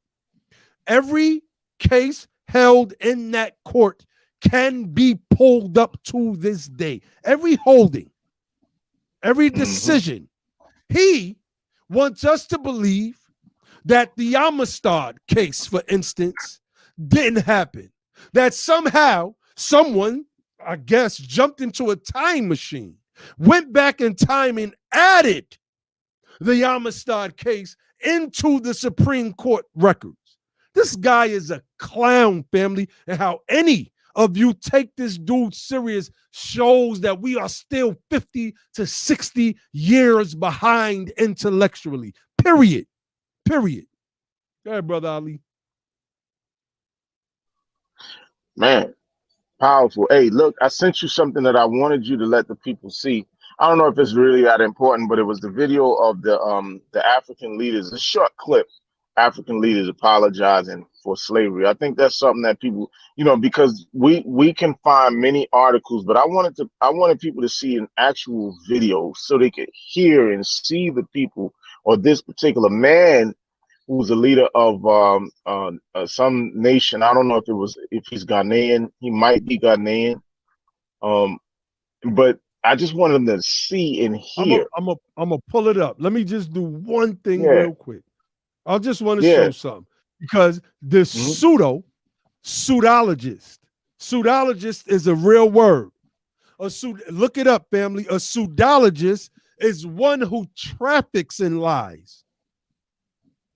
They are proficient at lies. An ologist denotes that one is a studier of a thing, right? You have anthropology and an anthropologist, one who is proficient in the study of anthropology, for instance. And this person is an anthropologist. Well, Dane Calloway is a pseudologist, and his field of study is pseudology. These are real. This is a real term. Look it up, family. So let me share something real quick, because he said the Clotilda was a myth. This is from the Smithsonian. It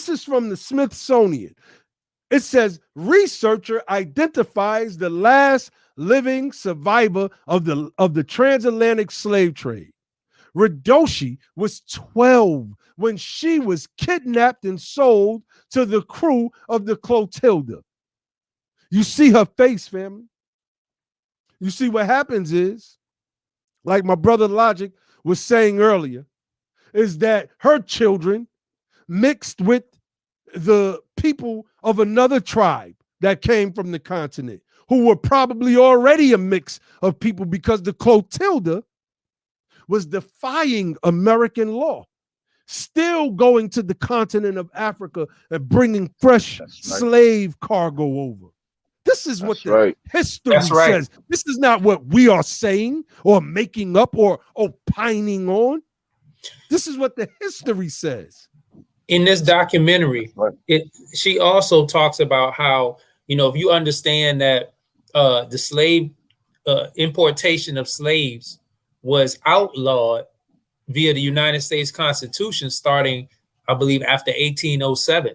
But she says that her ancestor, and I know you're going to pull this clip up, I'm just going to add this real quick. Her ancestor, De Wolf, in the year 1837, when he died, he was the second richest man in America. Now, if the slave trade died, I mean, the slave trade was outlawed in 1807, you know, she talked about how Thomas Jefferson, he had connects with Thomas Jefferson. So pretty much the United States government aided in him being able to avoid prosecution or the enforcement of the illegality of the slave trade to allow him to amass the riches to the point where he was the second richest man in America while he died. So when people want to talk about the slave, because Dane Calloway said the slave trade, we were not enslaved, we were indentured servants, we were paid. That you're letting the European pretty much eviscerate a claim for reparations, talking about we were paid for the labor. That's right. We what the hell are you doing, dude? See, y'all follow behind this dude. He said they were employees and they were compensated. They were paid. I'll smack that dude. I'm sorry, y'all. Y'all know I ain't trying to come out of character, but I'll smack that dude. You stand in front of my face, talk about my enslaved ancestors was employees. I'm gonna see if I can take that beard off your face. I'm just keeping it official, y'all. And I apologize. I apologize. Go ahead, Ali. Let's put it in context. Some enslaved people, a small amount of enslaved people, were able to work for very small amounts of money. This is how some of them were able to accumulate enough money to purchase their own freedom. You know, you hear about certain slaves who were able to purchase their own freedom. That was something that was demonstrated in the movie Roots with Chicken George. Chicken George was able to, because, and it wasn't just him doing it, his master allowed him to cockfight, and he was able to earn money by doing cockfights. You know, he was controlling one of the birds, of, you know, his birds that you know, he had in those cockfights or whatever, and some of the profits they made off of the fights that they won, you know, he would be able to keep some of the profits. So that was the story in Roots. Chicken George was able to accumulate a certain amount of money where he was able to purchase his freedom. Later came back, years later, came back and got the rest of his family and took them up out of the I think it was Henning, Tennessee, or wherever they were at the time. But you know, so it's a small amount of people who were able to work for money, small amounts of money. We seen that in 12 Years a Slave, right? He was by and large, violin. that wasn't the case. That's right. He played the violin, and certain people would give him a few coins for playing the violin. Dane Calloway said the 12 Years a Slave story is a myth, but it's based off of a book by Northrop Solomon himself. I don't even got to pull that. I don't got to pull that up. We've showed so much look, tonight. I probably live, man, maybe 3 to 4 miles away from the North Rock plantation, man. Bottom line, that stuff was real, man. This man wrote a book after being 12 years a slave, after what some called the reverse Underground Railroad. But they play that clip. That's right. I'm gonna play it. They was taking people from the North, skilled workers, free men, and bringing them down to the South. What is this dude talking about, fam? Come on, man. I'll just when you run this clip. Yeah, I'm after about you to do run. this, if you have time, I want you to check out the page that I pulled up from the Whitney plantation, which is also down there in Louisiana where Grimm is. And this particular page that I pulled up from the Whitney plantation, they have some very interesting reading on there. You might want to read that to the people as well. But you can play the. Very privileged to be with you, particularly our brothers and sisters from the Caribbean and the diaspora, and the people from all over Africa, our brothers and sisters from all over Africa. I wish at this point to particularly to apologize deeply on behalf of the chiefs and people of Gold Coast and Ghana for the atrocities, the cruelty, the inhuman treatment that were committed 400 years ago by my ancestors during the Atlantic slave trade, where over 400 years ago, millions of our brothers and sisters were captured, sold, and transported under inhumane and cruel circumstances through Elmina Castle across to the Caribbean and to the New World. On behalf of the chiefs and people of Ghana, I do render unqualified apology, deep from the bottom of our hearts. Deep from our bottom of our hearts. But one thing that I want you to be aware of, it was not without resistance. Some of our chiefs did fought and resisted. Some of our people did fought and resisted. But we are fighting a losing battle against a stronger army. People with guns, and we had no guns. They deceived us with liquor and all other temptations. Whatever the circumstances that led us to us, we stand here to render apology. And it's my wish and prayer that this apology is accepted. It's accepted deep by our brothers and sisters from the diaspora. May the blood of Jesus assist us to overcome that evil, that never again should we witness this cruelty, this inhuman cruelty of man to man in this country. I thank you. And once again, on behalf of the chiefs and people of Ghana, we do render this apology. And I ask my colleague to add a few words to what I have said to you. And it's my wish and prayer that in the name of the blood of Jesus, you do accept our apology. Thank you very much. We stand here once again symbolically. Now, that was just a demonstration. Now, I saw what Sister Juanita was saying. That's funny. But no, I just wanted people to see the fact that, you know, those people acknowledge that history. They acknowledge that history. They know what happened on their land. You know what I mean? That's their land over there. Right?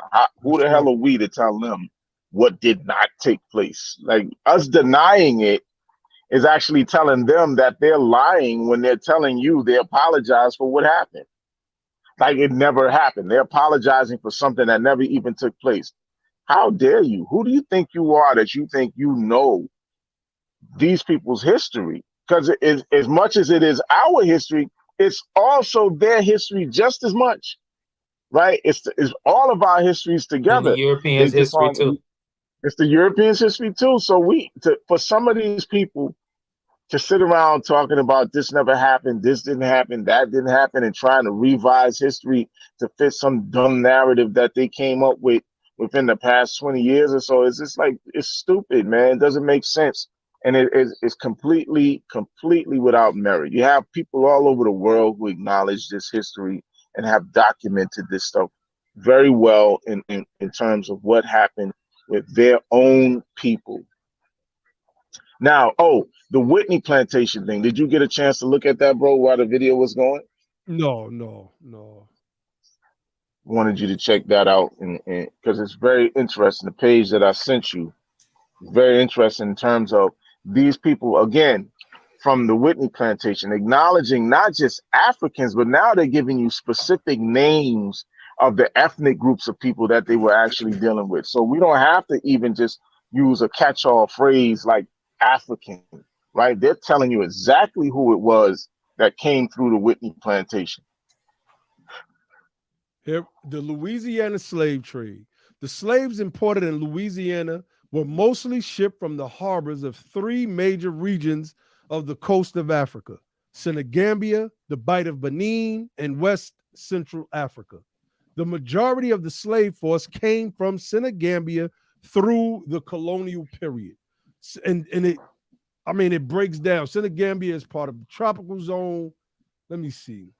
It says this: Northern Senegambia was the site of many political constructions based on hierarchical societies.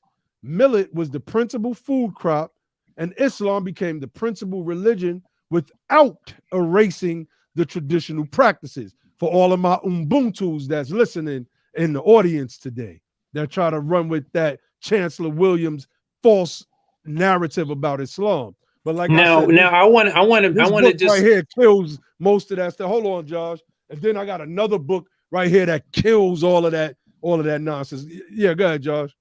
Yeah, I just want to say, right, I wanted to stop you when you were talking about Islam. Which indigenous tribes practice Islam? I just want to see if you can answer that for me. I can't. Well, then how would Islam get over here? That's right.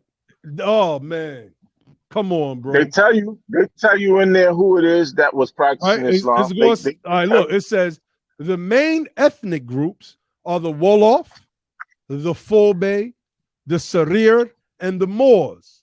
Up to 1742, the trade, and remember, in this portion of America, Louisiana, the Moors are listed under the names Nar, N-A-R.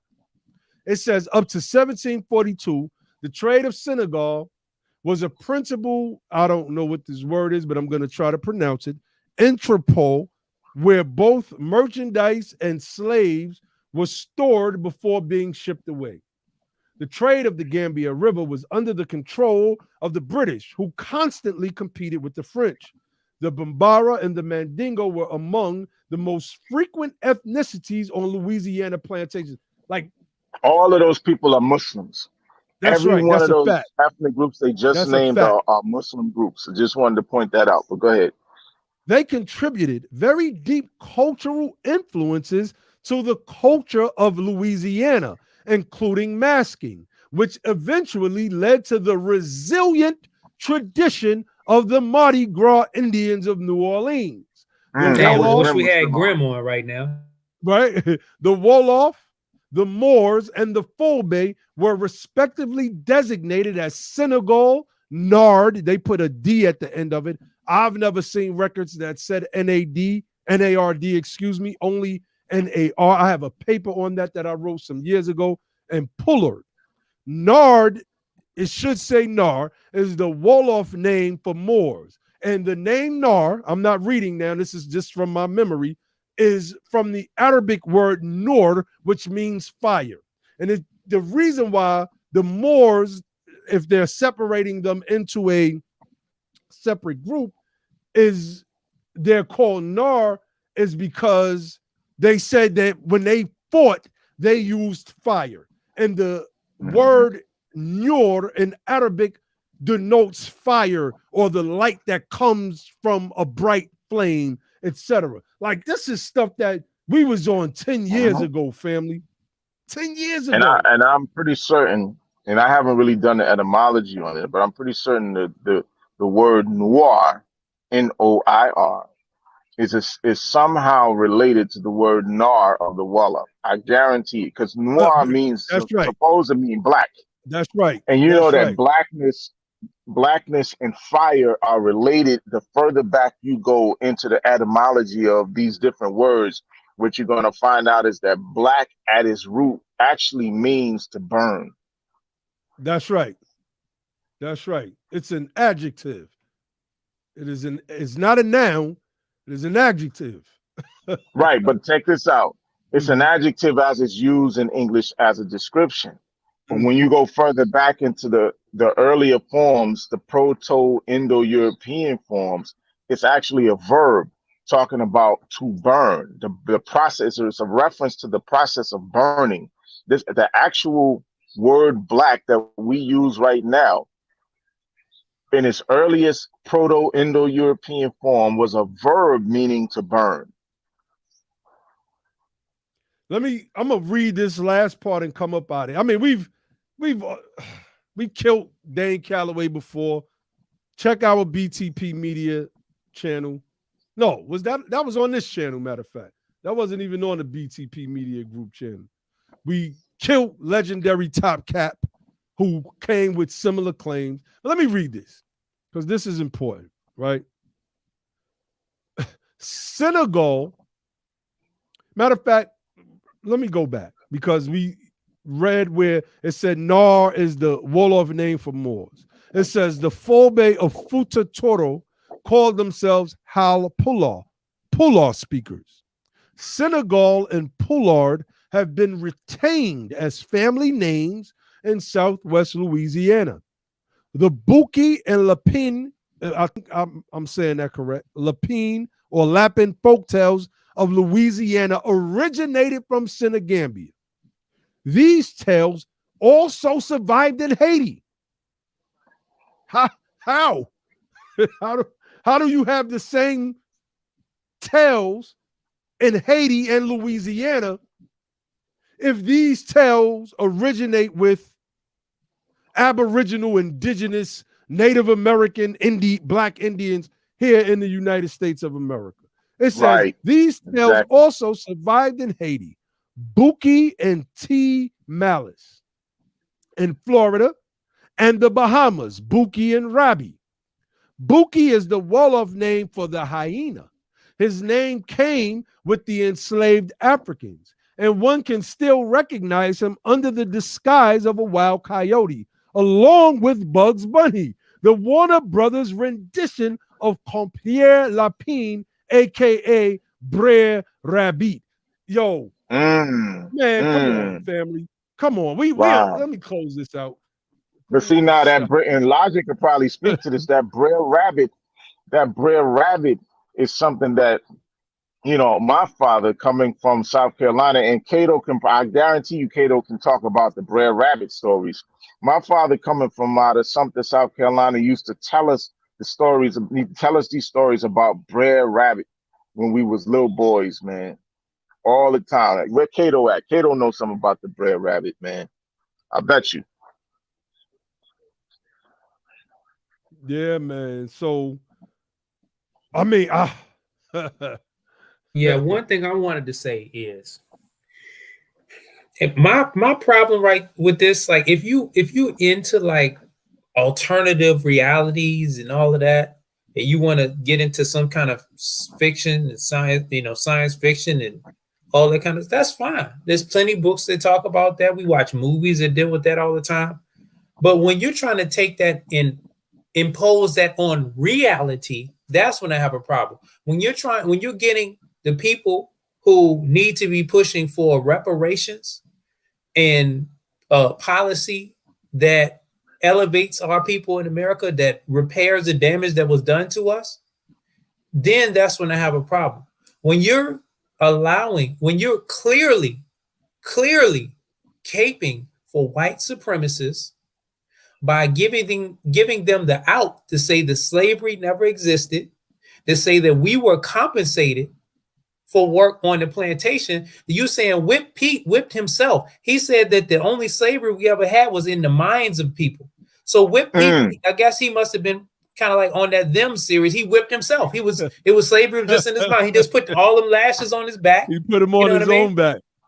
He put it on his own back. Harriet Tubman, she wasn't trying to do no work. It was all in the people's mind, that's why they were enslaved, Nat Turner, he wasn't trying to get free. You didn't have to free nobody with no guns, Nat Turner. It was just all in their mind. You just had to preach to them, and they can just get higher pay. They help them get a higher wage, help them get some benefits on the plantation. You know what I mean? And the people that we light skinned right now, we light skinned because it was in our mind. We light skinned because they raped our mind. They didn't rape our bodies. Do you understand how sick this crap is?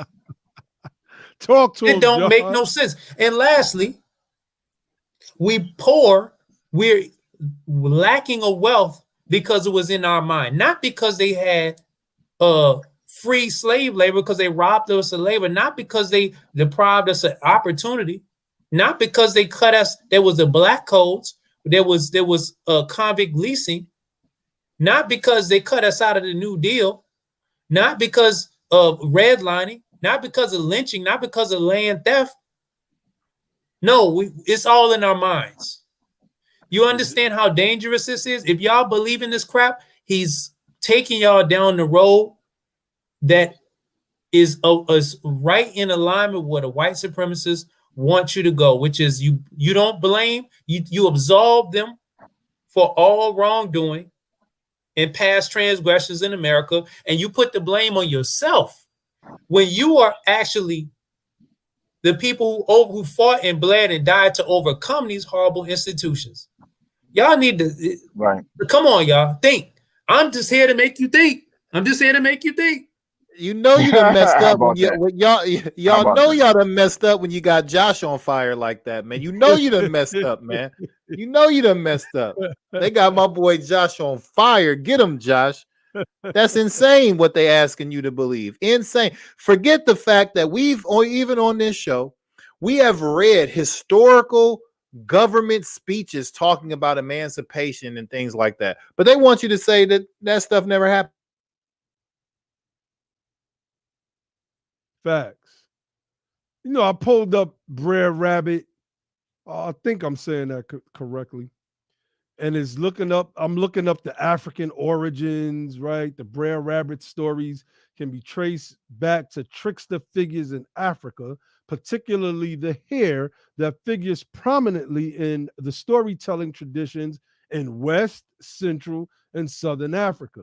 These tales continue to be part of the traditional folklore of numerous people throughout those regions. They talk about the Akan, the Anasi, the Asante Twi. It says, however, an Anansi does encounter a tricky, rabbit called Ndanko. Asante Twi to mean hare in some stories. The Jamaican character with the same name, Brer Rabbit, is an adaptation of the Anansi story of the Akan people. Like, yo, come on. Come on. It's obvious that this story was developed on the continent and brought over here and told. It still exists to this day. Mm-hmm. Imagine a scenario where this story originates here in the Americas among Dane Calloway's Pretendians and somehow reaches the African continent and starts to replace their traditional folklore over there. It just doesn't make sense, family. It doesn't never make happened that any way. sense. That's not the way it happened. This is what it is. It's not the way it happened.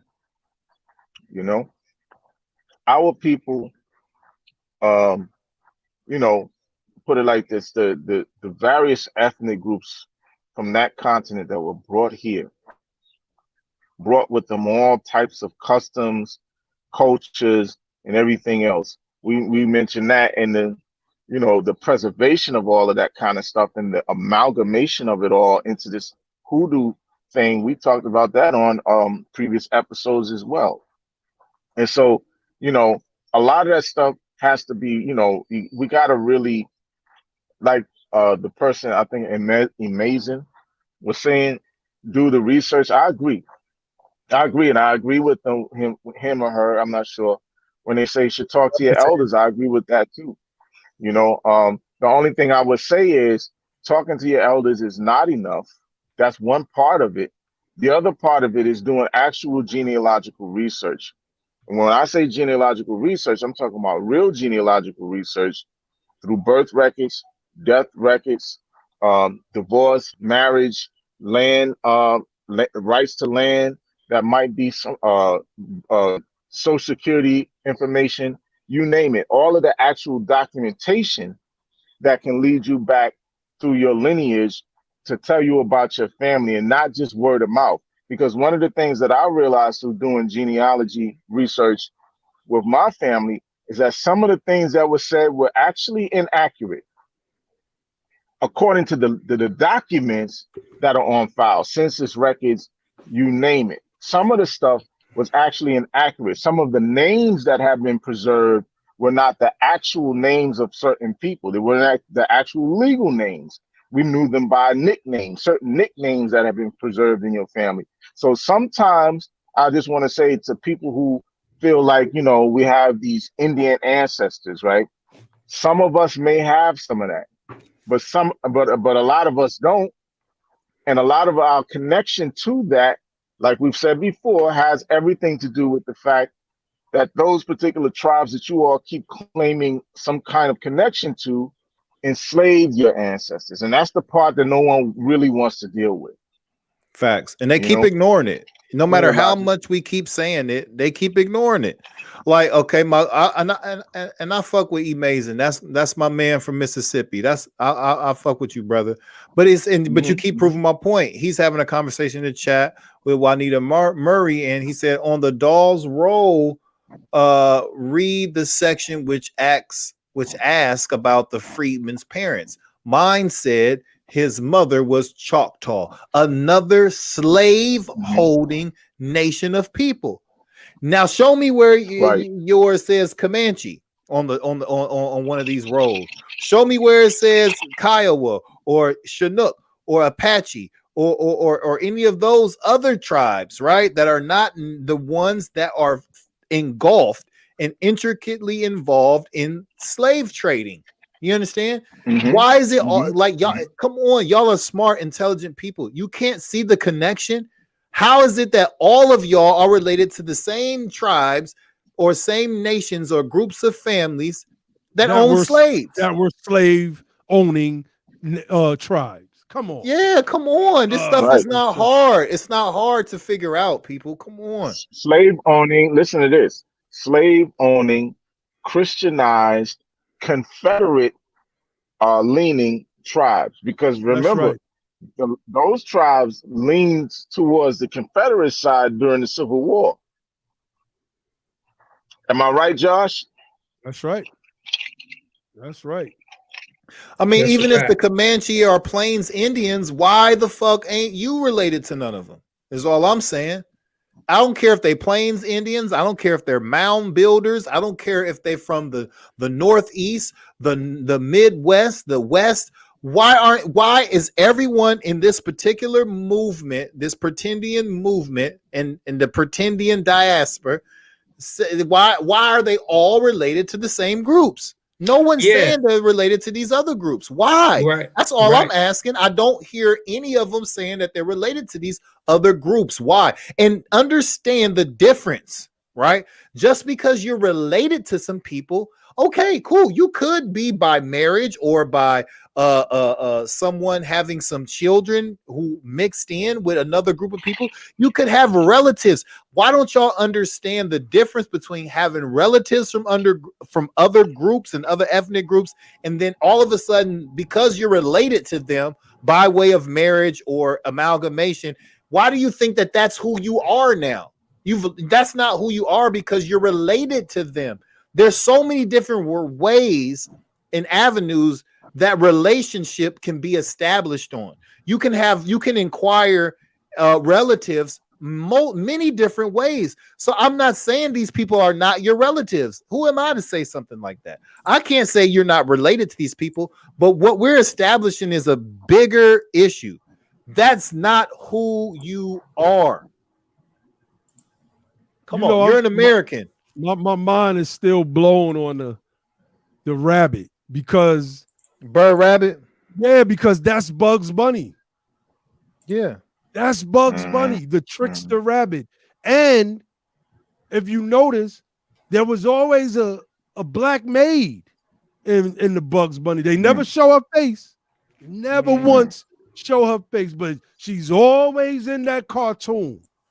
And now that I'm thinking about it, it was an ode to slavery, in my opinion. The fact that we got this from them. And she's the only one that metes out some type of punishment to the rabbit. I'm just sitting here thinking about it. In the cartoons, she's always the one chasing Bugs Bunny with the broom. Can't see her face. She knows how to get at this rabbit. I'm just saying. I'm a little mind blown on that one, family. Yo, you can have yo, my brother amazing. I'm gonna have you call me, bro. We gonna chop it up on the phone because I just think because a lot of people, you're falling into a lot of things. Like in America, you do have the right to self-identity. You can identify as anything you want, and we've seen how crazy and how deep that rabbit hole go. You can call yourself a goddamn Martian. You can say you're the Tin Man. You can say that you are a woman or a man and a woman. It depends on how you feel when you wake up. You understand? So self-identification is not always in line with facts and actual reality. You understand? So I don't care what someone self-identifies as if it's not factual, if it's not if there's no evidence to say who and how you identify. Still, like many people, most people identify as black, but black still don't tell you who you are, where you came from. So I don't give a fuck. I don't care about self-identification insofar as it being this loose liberal thing that you can just choose to do. If you're not identifying with yourself as what you really are, it does not matter. That's still exercising ignorance. You understand? The knowledge of self is the most important thing. So what's more important, how you self-identify or knowledge of self, right? Would you rather know who you are or just identify any kind of way you want? You understand? Because, you think it's romantic because you found in your lineage somewhere that there was some Cherokee in your family, right? So you didn't find hundreds of Cherokees. You didn't find thousands of Cherokees. You found one or two or three. You found a handful of Cherokees, if that, in your family tree and in your ancestry, and say, whoa, we have this relationship. You didn't find hundreds and thousands. Most people can find onesies and twosies, right? Not thousands or hundreds, right?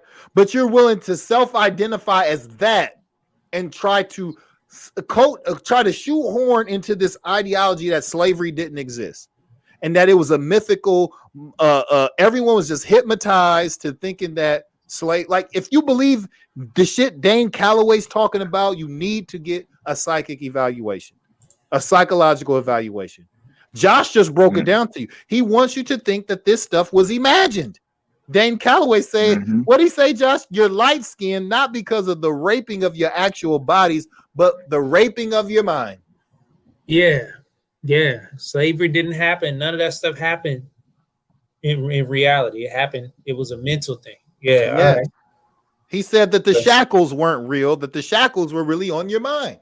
And even though we have actual depictions and real life footage of people in shackles. What is Dane?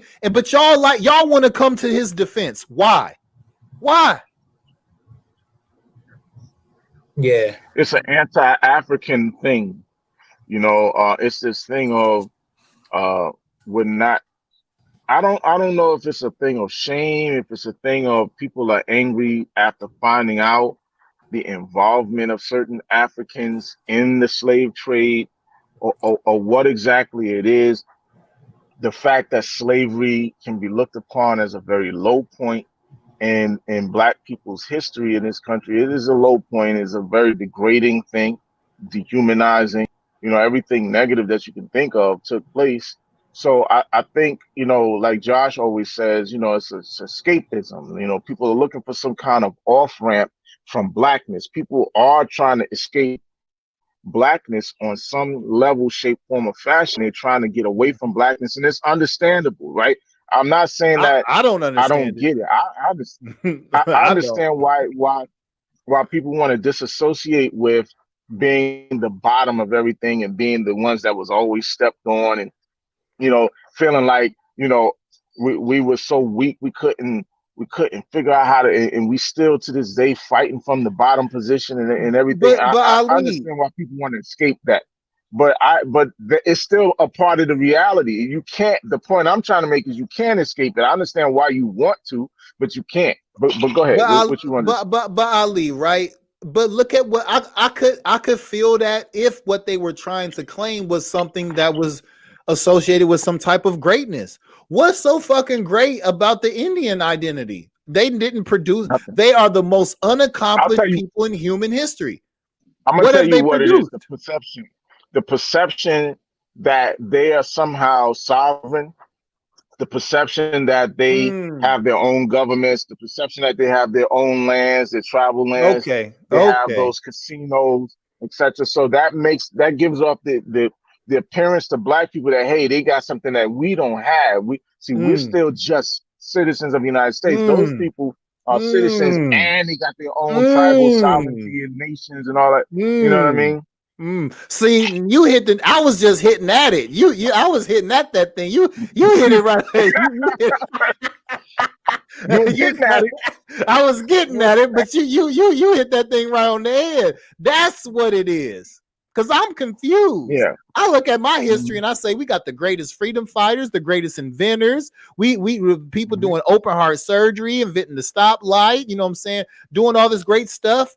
You know, we even when you go to Africa, we were the only ones who went into Europe and conquered the Europeans and ruled them for almost 1,000 years. We talking about exercising the highest level of science. We was dressed in royal garb, silks and golds and all type of nice shit. You know what I'm saying? With clean people taking bath. Like we was just such a masterful people. And y'all want to trade that and spit on that like that's something to look down on. For people who, what are you trading that for? For loincloths and panties? You running around in teepees and like, what are y'all doing? When the European came over here, do y'all know why the great city builders and the mound builders are nowhere to be found now? Do y'all know why? Because they were sacrificing themselves out of existence. You understand? They were sacrificing. They were doing blood sacrifices and doing sacrifices at such a rate that it was at a higher rate than their reproduction rate. They sacrificed themselves out of existence, family. That's what you're trying to trade yourself for. You know what I mean? That's why there's no Olmecs. That's why there's no Mayans. Right. Even that's them why with these those people aren't really here, nice themselves out of existence. With those really nice pyramids that the Mayans built. Really, really nice looking pyramids. They were using those as temples to sacrifice children and stuff, man. Yeah, all of them temples was temples of sacrifice. Yo, tell me who I'm generalizing with, Kodo. Who I'm generalizing? Who I'm generalizing with? Yo. Tell me a group of indigenous people that are not able to be found now that did not sacrifice themselves out of existence. Show me a group of people that don't exist now that did not have a blood sacrificing practice. Show me. Or they got wiped out. Wiped out, driven out. Yeah, so half of them got wiped out through Columbian exchange, but that's not the ones people glorify and talk about, right? They don't talk about the ones that got wiped out through the Columbian exchange. They don't talk about them, right? They talk about, well, you got Top Cat. He talk about the Temiko. He says that you're part of the Temika. He's mispronouncing them. The Temikwa tribes, even though the Temikwas was wiped out. The Temikwas was wiped out, but he'll try to use them as a reference. You know what I'm saying? But just I'm talking about out of the great. So the people that encountered the Columbian exchange were not the city builders. I specifically said the great city builders, right?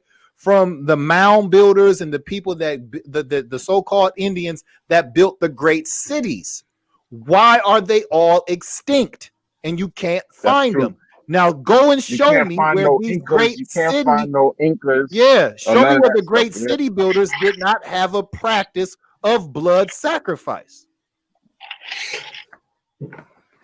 They did. Yeah, that's what I was just saying. The Mayans, they built them nice pyramids. The pyramids look very nice. They constructed very well, but they were using them to sacrifice children and stuff. Yeah, to the gods or whatever they were sacrificing. You know, the babies too or whatever. But yeah, you can't find any where the Mayans, where the Incas, where the Olmecs. They don't exist no more. They don't exist. And where the Amaru? Where the Amaru people? Where the Amaru, the South American Amaru? They wear Ali Muhammad. They wear Ali Muhammad. They're with Ali Muhammad. They're with Marcus Count. Wow. Yeah, I got up here pulled up. It doesn't matter. Listen, hold on. Let's hold on. All right. They call everything pyramids, right? And I think there's a concentrated. We went in this back in the day. There's a concentrated effort on why they call everything pyramid, where we can show you where certain things that are classified as pyramids, but they're really not pyramids, right?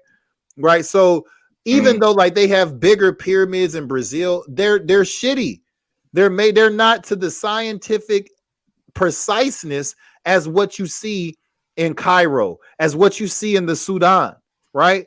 They're not this to the same scientific preciseness, the quality. See, all pyramids ain't the same. You understand? So they'll just call these things pyramids in my mind, in my mind, to try to take away from some of the greatness of the pyramids of Sudan and the pyramids that are in what they call Egypt. You understand? That Brazil, them coral reef, what you call pyramids. You go to Chichen Itza with the snake pyramid. That shit is garbage compared to what our ancestors built. Those are like project pyramids. You understand? Those are not as precise and as masterful as what you have with the master builders who built the masterful pyramids. You understand? Go look at this stuff yourself. Now, you got a civilization. So the Aztecs did build a great civilization on the water out there and had a nice city, but they do not exist anymore. That's what I'm trying to tell you. And they're ultimately irrelevant to the conversation because you won't have the Pretendians saying that they're Aztecs. That's not what we're talking about. Right. The Pretendians are always linking up with these slaveholding tribes. So don't bring Aztecs and them into the discussion, because that's not what this is about. No one's trying to say we're all Aztecs. We're really Aztecs. We're really Incas. We're really Mayan. They don't do that for some reason. Brother Cato says the Guatemalans are largely Mayan. So okay, maybe they are. I mean, I don't know. I don't know that part of it that well. So maybe Who's that's largely Mayan? The Guatemalans. So Guatemalans. Who gives what? So what? And how do you know? How many Guatemalans have you went and checked their DNA? How do you know? You know what I'm saying? You went and checked some Guatemalan DNA. How do you know that? You just know that because they say that. You know, you're not an anthropologist. You haven't submerged yourself in the culture for months, done surveys, conducted experiments, and got with the people set up. You don't know if they're really connected to the Mayans or related. What are you talking about? See, our people say a lot of stuff and make a lot of assertions, and it's really just is rooted and has no bearing. There's no evidence to support it. There's the real science, verifiable science to support it and undergird it. We just say stuff. Well, the Guatemalans are really the Mayans. I looked it up. Look. To be fair, I looked it up.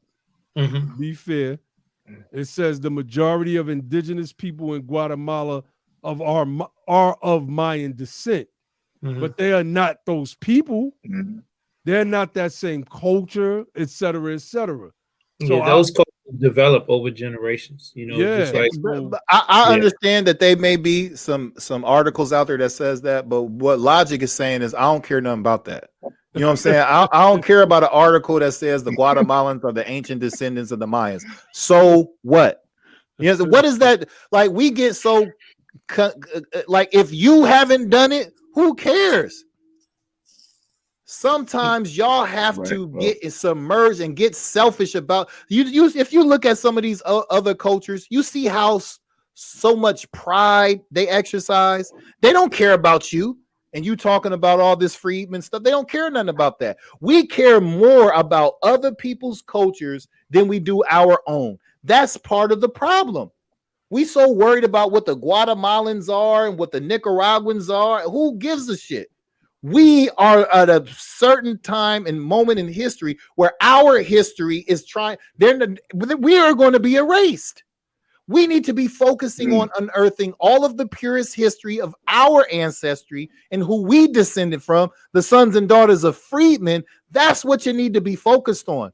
Not no Mayan Guatemalans. So what? I don't care nothing about them. Well, that was only a part of the discussion because we were talking about where are they, you know, so that was just in response to that. But okay, so if they're the same people, they wouldn't be Guatemalan. They'd be Mayan still. So how the hell are they Guatemalan? If they still Mayan, they would still just be Mayan. They're not the same people. Let's let Josh do his thing with his genealogy. Yeah, I mean, I didn't want to do a whole lot. I just wanted to show I had this family tree up here for a reason. I'm gonna zoom in. This is an ancestor. Now my grandmother, this grandmother right here, grandmother Geneva, she grew up on a reservation when she was a little girl. Her mother grew up on a reservation. Her mother was on a reservation in Oklahoma. Now, my grandmother's father's mother, right, was out of Texas. She was born in 1864. Now, her parents, you know, Mary Williams and Horace Williams. Let me go over here. So this is the 1880 census for Mary Williams. And here's, as you can see here, Horace Williams and Mary Williams. You know, when you look over here, it says they were both born in Texas, but both of their parents were born in Virginia. So I asked the question, like, how did they get over there? Now, the reason why I'm bringing that up with the Native American piece is because I had some other photos. I can't find them right now, but I had some other photos in here that were like family portraits that showed some other family members with Native American attire, but they just look like regular Negroes. It didn't say Indian on there. It didn't say none of that. It just says B for black. You know, Horace Williams black, and it says mulatto. Josh, I guess it's mulatto here. They're going to tell you that some Native Americans were reclassified as Negroes and black folks. Okay. Oh, wait a minute. Where's the other census here? Let me find this other census. Yeah, but man, listen. All I'm trying to get people to understand is the premise that if you understand, let me stop this share here. Let me stop my share. The whole premise that we were not slaves, there was no slave trade, there was no slave ships. That's the point. Yeah, that's the whole point, man. That's the whole point. Now, why wouldn't she just be Native American from Texas? You know what I'm saying? Native American from Oklahoma. Why she got to come all the way from Virginia? Why my great grandparents have to come all the way from Virginia to Texas? You know, how they get over there? What are they doing over there? You know, and I want to know, where are the quote unquote black Navajos, the black Algonquins, or whatever, the black, whatever tribes you want to name from the west coast of the United States, from the mountain region of the United States, from the Southwest, where are they?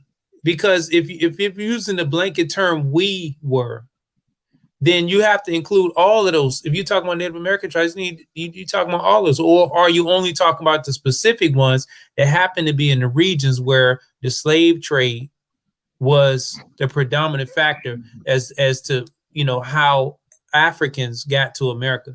Now, look, what is this relevant for? This is relevant for when we try to make a claim for reparations, and you got people like Dane Calloway talking about we don't have no claim, so we're not owed.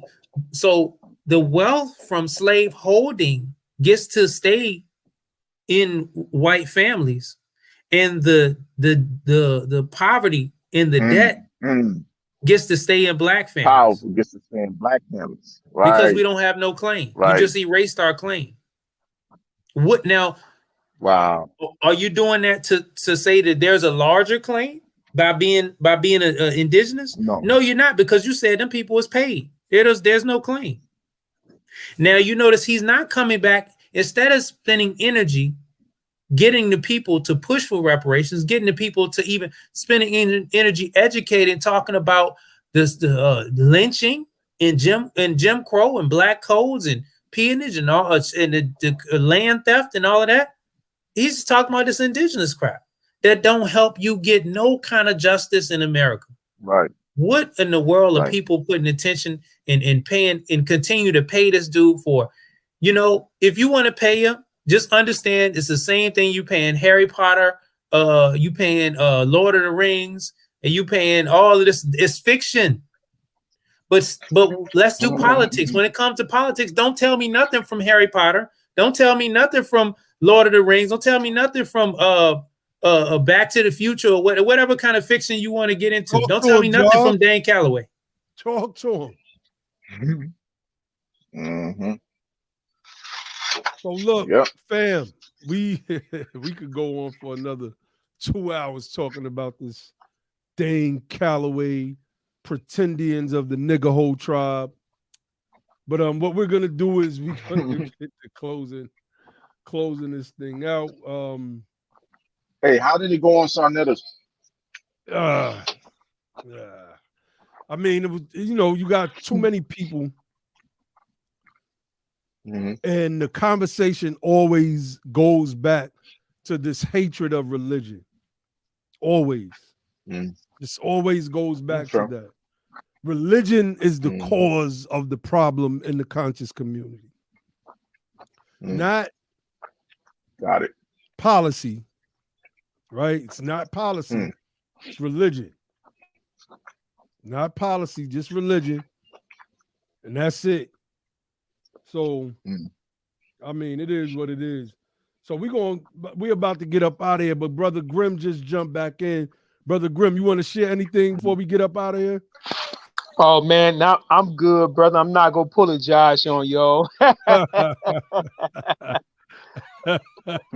Yeah, man. I just want to say, man, people just need to use their logic, man, when they hear these guys talk, you know, and you know they take advantage of the fact that a lot of our people, man, is missing something in their heart, in their mind, spirit, and psyche, and they just, you know, using that, man, to interject trash into their heart and mind, man, so they can make money for themselves or whatever little hustle they got on, you know. But you know, man, I'm gonna say this, you know, I find it ironic, right, that brother man say he's a Native American, but you know, he walk around with an African Islamic beard, man. You know, and you know, it's just things like that, man. You have to kind of like be analytical and peep that stuff out. You know, no Native Americans walked around with no big old beards on their face like that. You know, that dude look like he about to go to the mosque. You know, a mosque in Philly. Right, exactly. So, you know, man, I mean, it's just one of them things, man. And I wouldn't even be talking about that brother like that or trying to insult that brother, man. But, you know, sometimes, man, things slip out because they be lying to our people, man. And it's just unfortunate, man. And that's all I got to say, brother. Indeed, indeed. Brother Logic. Yeah. And I just wanted to be known and not mistaken that my position specifically and my brothers in general is we're not saying that you're not related to any of these people. We're not saying that we're Africans or that we're solely African either. We're telling you that we are an amalgamation of all kind of different ethnic groups. And what they created, just like they created the pit bull out of several different breeds of bulldog and terriers, the Boston Terrier, the American Terrier, the British Bulldog, the English Bull, the American Bulldog, and created a new classification of bulldog. That's the same kind of breeding process. They even use this breeding process with horses when they want to create a new breed of horse through hybridization in the scientific process of procreation and breeding. They bred a new people. So we can claim relation to different groups. I can claim relation to Irish because I have a great ancestor who's Irish. You understand? So I can say I'm related. I got some Irish in my family. I can say that, right? But I will never say I'm Irish. You know what I'm saying? I'm really an Irishman. I won't never frame it that way. I got some people that are from some of the indigenous ethnic groups in this geographical location. I know I'm related to some of them, but you will never find me saying, now I'm them. I'm indigenous. No, that's not true because I just told you about that Irish boy that was in my family. How can I be indigenous, someone who originates here, right? But I got that Irish boy in my family. Then I can also point you to certain African origin ancestry in my blood too. I got too much in my ancestry for me to just say I'm solely one of these things. What I can tell you is I'm an American. I can tell you that I'm the most Native American ethnic group in the history of the American Republic. They're the only true Native Americans is the freedmen. You understand? We're the only ones that originate with this republic. Everybody else has another origin story that they can connect to. We can't connect to. No one is as mixed up as our people. No one has been as crossbred as our people. No one has the story our people has. We're a unique group called the Americans. We are the original Americans. We're not the Pilgrims. You understand? We are the original Americans. We're the Native Americans. I said earlier in the program, none of these indigenous ethnic groups, tribes, nations, and peoples refer to themselves as American or Indians. So you're not a Native American Indian. That's not a thing. You understand? That's something that the government created to identify, that the government my ancestors built, created to designate to the people that you say that you are. So if you really knew who you are, you wouldn't be calling yourself a Native American Indian. I'm an American. I'm foundational to the formation of the Republic. My ancestors built the United States of America. You understand? And they became American with the formation of this country through blood and war and sacrifice, killing, dying, all of that. They did that. You understand? That's my people. And we have a little bit of every different group inside of us. That's just what it is. I'm an American, family. And I understand that to the utmost degree. But when we get in this game, when we're playing this game called government, you have to watch out for the politics, family, because the politics, I have you on the wrong team. You understand? And you'll be throwing up alley-oops to your enemies and your adversaries, and you won't even know it. Peace. Brother Ali. Fire. Yeah, I have to amen everything that was said so far. I agree 100%. I don't know if you guys saw it. I did a post a couple of days ago about the term Africa and it being a Roman designation for the province that was created by the Romans out of Carthaginian territory. But again, the reason I bring that up is because, to the point Logic was making, is that, you know, a lot of these names that are being thrown around are really kind of off, and they really don't tell you a lot about who you actually are. And we're using these names a lot of times, like Indian, like African, etc., because we don't really know the ethnic background of our people, the true ethnic names of our families and stuff like that. But I'll say this, as I was doing a genealogy of my family, one of the things I didn't find was African or Indian. What I found in the genealogical records within the United States is that my family members were labeled as blacks or Negroes or coloreds. Those are the names that I found in the census records, and their birth records, on their death certificates, on their marriage records, their social security indexes, all of these different things that actually document the history of my family in this country that I've found so far, all call them black, Negroes, or colors. Now check this out. The 4 family names that I know of from my grandparents, because, you know, the further back you go, the more family names you're going to have. But the 4 main family names that I know of from my grandparents are all British.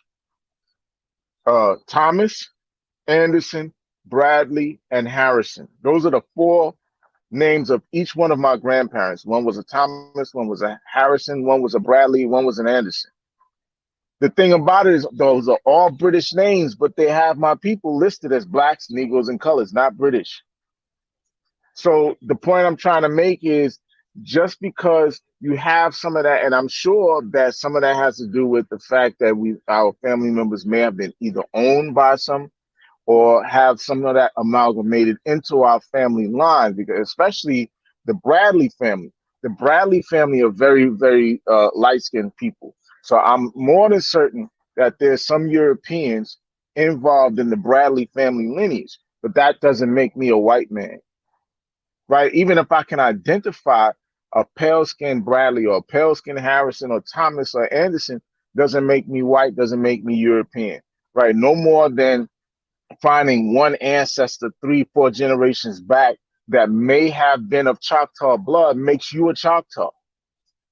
That's not how social constructs work, right? Because you got to realize we're actually dealing with social constructions when we're starting to talk about these types of ethnic and racial classifications. That's what these are, right? And the interesting thing about the Indian social constructs is they don't want you to claim to be a part of that without being an actual acknowledged member with tribal membership from their tribal governments.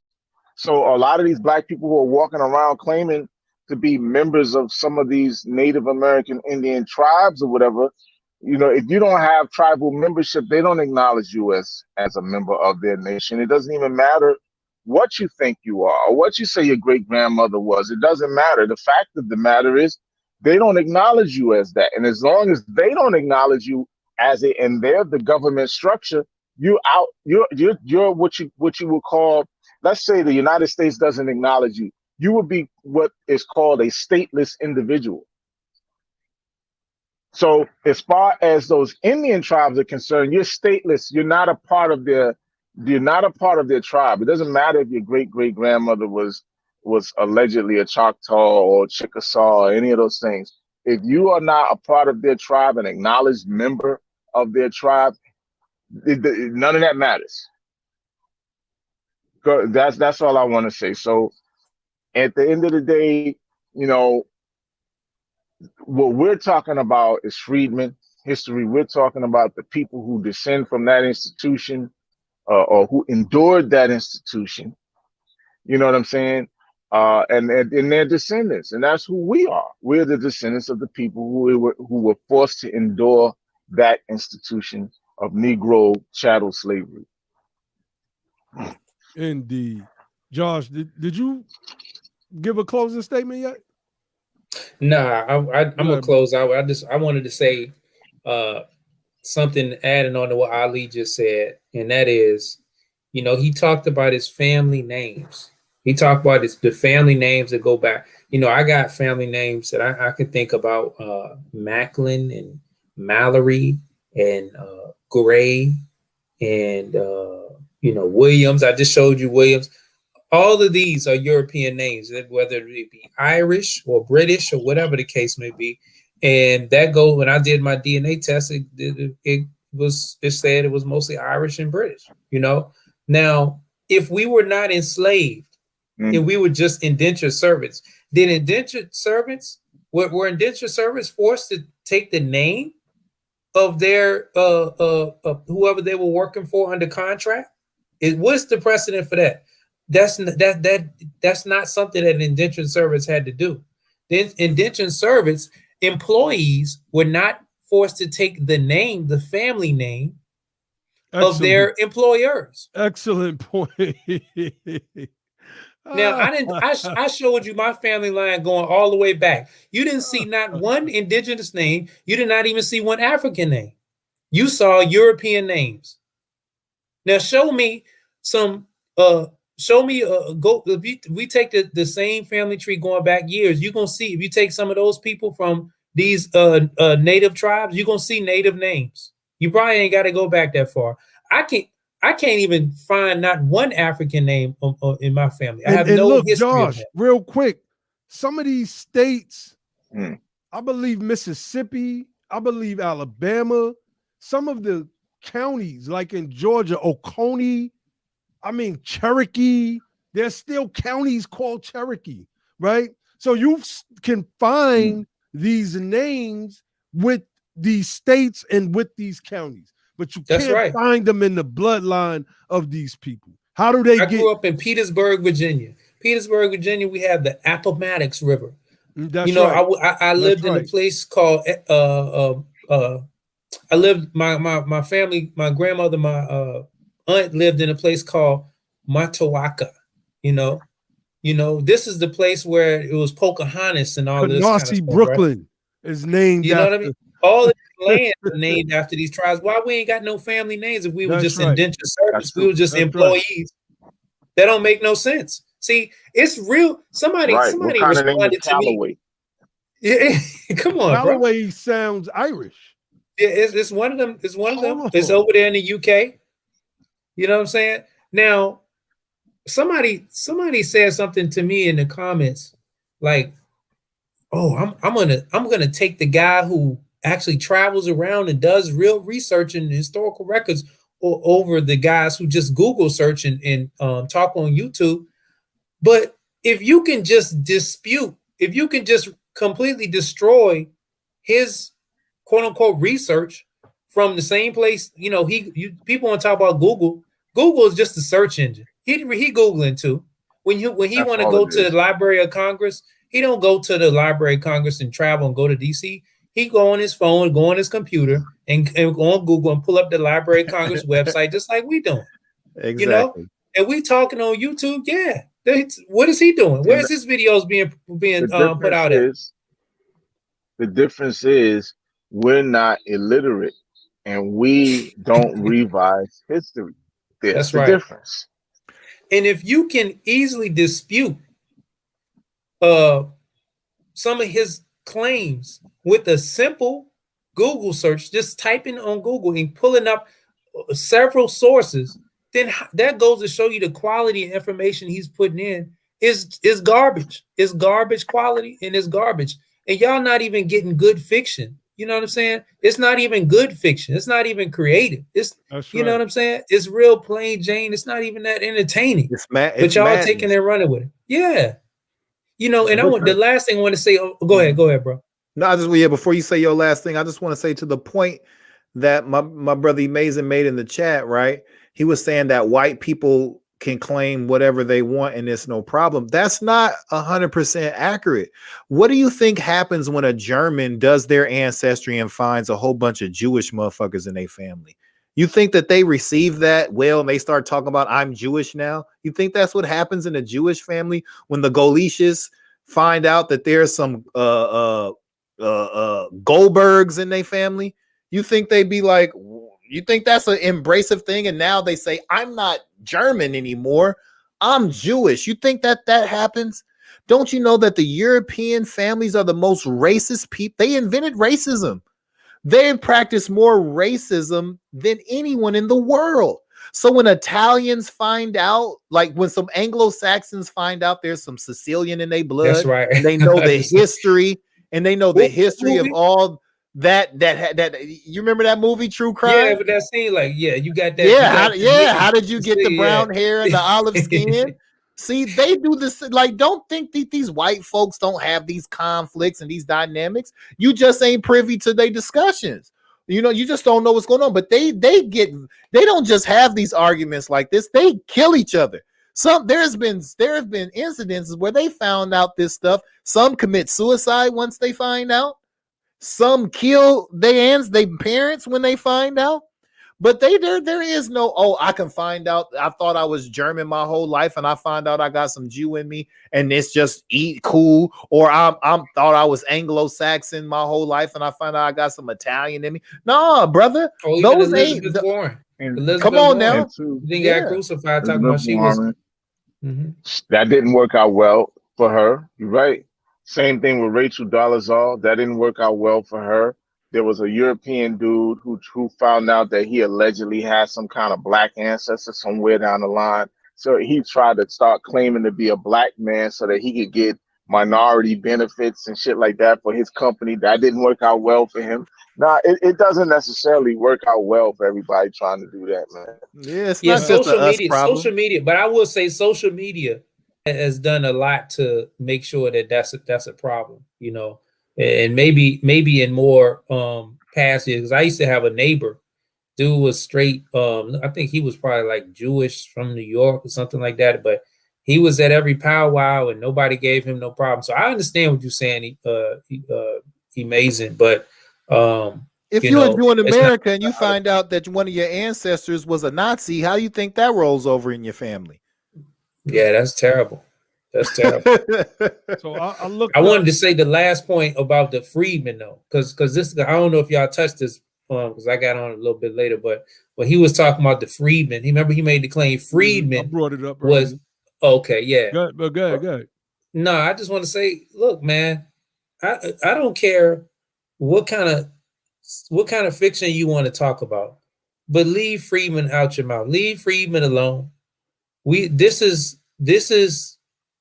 the name that we got policy under. This is our legacy. We talk about emancipation, people that endured the most hard institution of slavery, multi-generational. So we talk about centuries of slavery, and come out and we get just a few years, and then in a few years we're able to accomplish unprecedented feats. Then that's turned around into worse, almost worse than slavery in some instances, and we having to suffer from them. Look, dude, I know you need to profiteer, you need to make money, you need to eat. This is how you eat, and you didn't came up. But we trying to fight for something real and material. So do something else. Don't mess with us when it comes to this stuff, man. Don't mess with our people's collective move towards politics, and you trying to make people go back and sit and go in some kind of stand on some type of wet cardboard box talking about they Indians and stuff like that. Let us do politics. If you're not going to join the fight, at least be quiet and get out the way and just go do your fiction elsewhere. That's all I want to say. Peace. Facts. So, look, man, I looked up the name Calloway, and several things came up. One says the name Calloway is a boy's name of Latin origin, meaning pebbly place. A question is asked, what nationality is the name Calloway? English, of Norman origin, habitational name from Callawet, Orgueville in Eure, France, named with the collective form of Old Northern French, pebble, see Cali. Cal, C-A-I-L. I think this is from Ancestry.com. What nationality is the name Calloway? Is Calloway Irish? It answers, Calloway is a name of ancient Anglo-Saxon origin and comes from a family once having lived in a small settlement in either Devon or Cornwall. Thus, Calloway is a habitation surname derived from the place, named Calloway or Calloway. This dude is a phony. Nah, brother, he's an Indian. What do you mean? A pretendian. He's a pretendian. Why hasn't he I want to ask him, how did he get the name Calloway? If there's no slavery. Right? If you can't trace yourself what is back going on, man? It's really simple, man. What's going on? Isn't Dane like British or English as well? Or German or some German? How'd you get the name Dane? Let's hold up before we get up out of here. Hold on up. We all know who the Danes were, don't we? Right. Origin. Why isn't his name like Bullfrog? You know what I'm saying, or some shit like that? Like you know what I mean? Big Chief Buffalo Wings. Yeah, even those is English words. So what we need Rappahannock Potomac. That's what we need. Big Buffalo Wings. It's the name Dane. This is according to babynames.com. The name Dane means God is my judge, or from Denmark, and is of Scandinavian origin.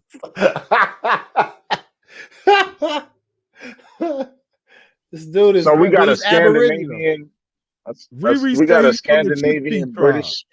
Not the Chickasaw or the Choctaw. The chickpea tribe. The snap pea tribe. The snap. The field peas is snapped in the Hoppin' John's tribe. The Hoppin' John tribe. He's from the Hoppin' John tribe. He's from the Hoppin' John tribe. He's from the sweet potato fried tribe. This dude is crazy, man. This dude got a whole Danish an Anglo name, Word. and he talking about he's indigenous. So if you're all about reclaiming your roots, why ain't you change your name, Dane? That's right. Yeah, go Why back in your lineage and find a name. Yeah. Since none of those people was enslaved, we shouldn't have no problem finding a non-English man name. Just go back You should have and never go had ahead it and in the first place. get your indigenous Word. name from your He should grandmother. have never had the name. It was in just the first employees, place. bro. They were just employees. That's When right. you go Niggas' work at names be FedEx, you don't Calvin have to and change shit. your name to X. You know what I'm saying? When you go work at McDonald's, you don't have to change your last name to You don't have McDonald's. to change. Be like, yo, what's up, Michael right. Burger King? That's Yeah, a great Mr. point, Burger Doc. King. Great point. You go working at Yo. Lowe's and your last name Lowe's. Now You know all what of I'm a sudden saying? your last name Lowell. If that dude Dane Calloway don't get out of here, keep beating up on this dude, family. Yo, this dude in the chat said Dane Calloway said his people only use sign language. No, where is that? He probably did say some shit. He probably did say something like that. Oh, I don't see that. So they had a whole bunch the of midwife said that. The midwife said it. The midwife. a whole bunch I of think it's people the midwife. that the midwife did not have the midwife. ability to orally communicate. So you talking about a civilization of people who wasn't even civilized enough to come up with a written language or a oral language. They just still doing caveman shit. Ooh, making sounds and gestures and shit. Like, come So on. what tribe was that, by the way? See, if you're not enslaved, you're not bred. You don't have like a huge amalgamation and mixing of tribes, right? Your Right. tribe stay amongst Oh, the you tribe. did pronounce it right. Know what tribe you are. So what tribe is that? See, you're trying to take some fiction and you're not going to be able to reconcile it. See, with slavery, we had mixing of a whole bunch of tribes and mass breeding throughout generations and generations. But with these different native tribes, it won't like that because they stayed amongst themselves. And if there was a breeding, it wasn't like a mass breeding of a whole 100 different tribes. So which tribe is he talking about that they was getting? Show me a native tribe. They was Somebody said the clicking sound, like how they doing. What's that? South Africa? Yeah, that's South African tribe. Yeah, the Bushman tribe. I don't know what they be doing. Whatever Trevor Noah tribe. Dane Calloway ancestors was throwing it up. They was like, yo, man, that's where they get the gang sign. Yo, that's where they get the gang signs from, man. They got it from Dane Calloway tribe. Dane Calloway. Come on, family. Crazy. Goodness. These dudes is crazy. All right, fam. Crazy. Dane Calloway from the Buffalo Wing tribe, man. That's right. Yeah, man. Big Chief. We up out of here. The lemon pepper tribe. The lemon pepper tribe. Lemon man. pepper We tribe. We out of here. Hey, man. Dane Calloway, you need to take a break from these videos, man. Because we on your head. Go ahead, get on the track, or go ahead and get you some shoes and just go ahead and run you some laps or something, bro. You be breathing too hard. We on your head, Dane. Dane. He be We breathing up out hard. of here. Calloway. We up out of here. All right, y'all. Yo, let's end this joint. Y'all already know what time it is, man. Brother Logic, as he always says, government is the game. Politics is how it's played. And like we say, like I say, don't just fight the power, become the power, and then you'll have the power to make a change. And with that, I say peace. Peace. And like I say, don't just be the Prince of Pan Pizza. You know what I'm saying? Be down with the free. Be down with the freemen, baby. The freemen running this thing right now. That's why Dane came out going at the freemen all of a sudden. Freeman first. Hey, ain't no coincidence. Huh? Ain't no coincidence. We already know what it is. We already know what it is. Let's keep pushing, family. Peace. Peace.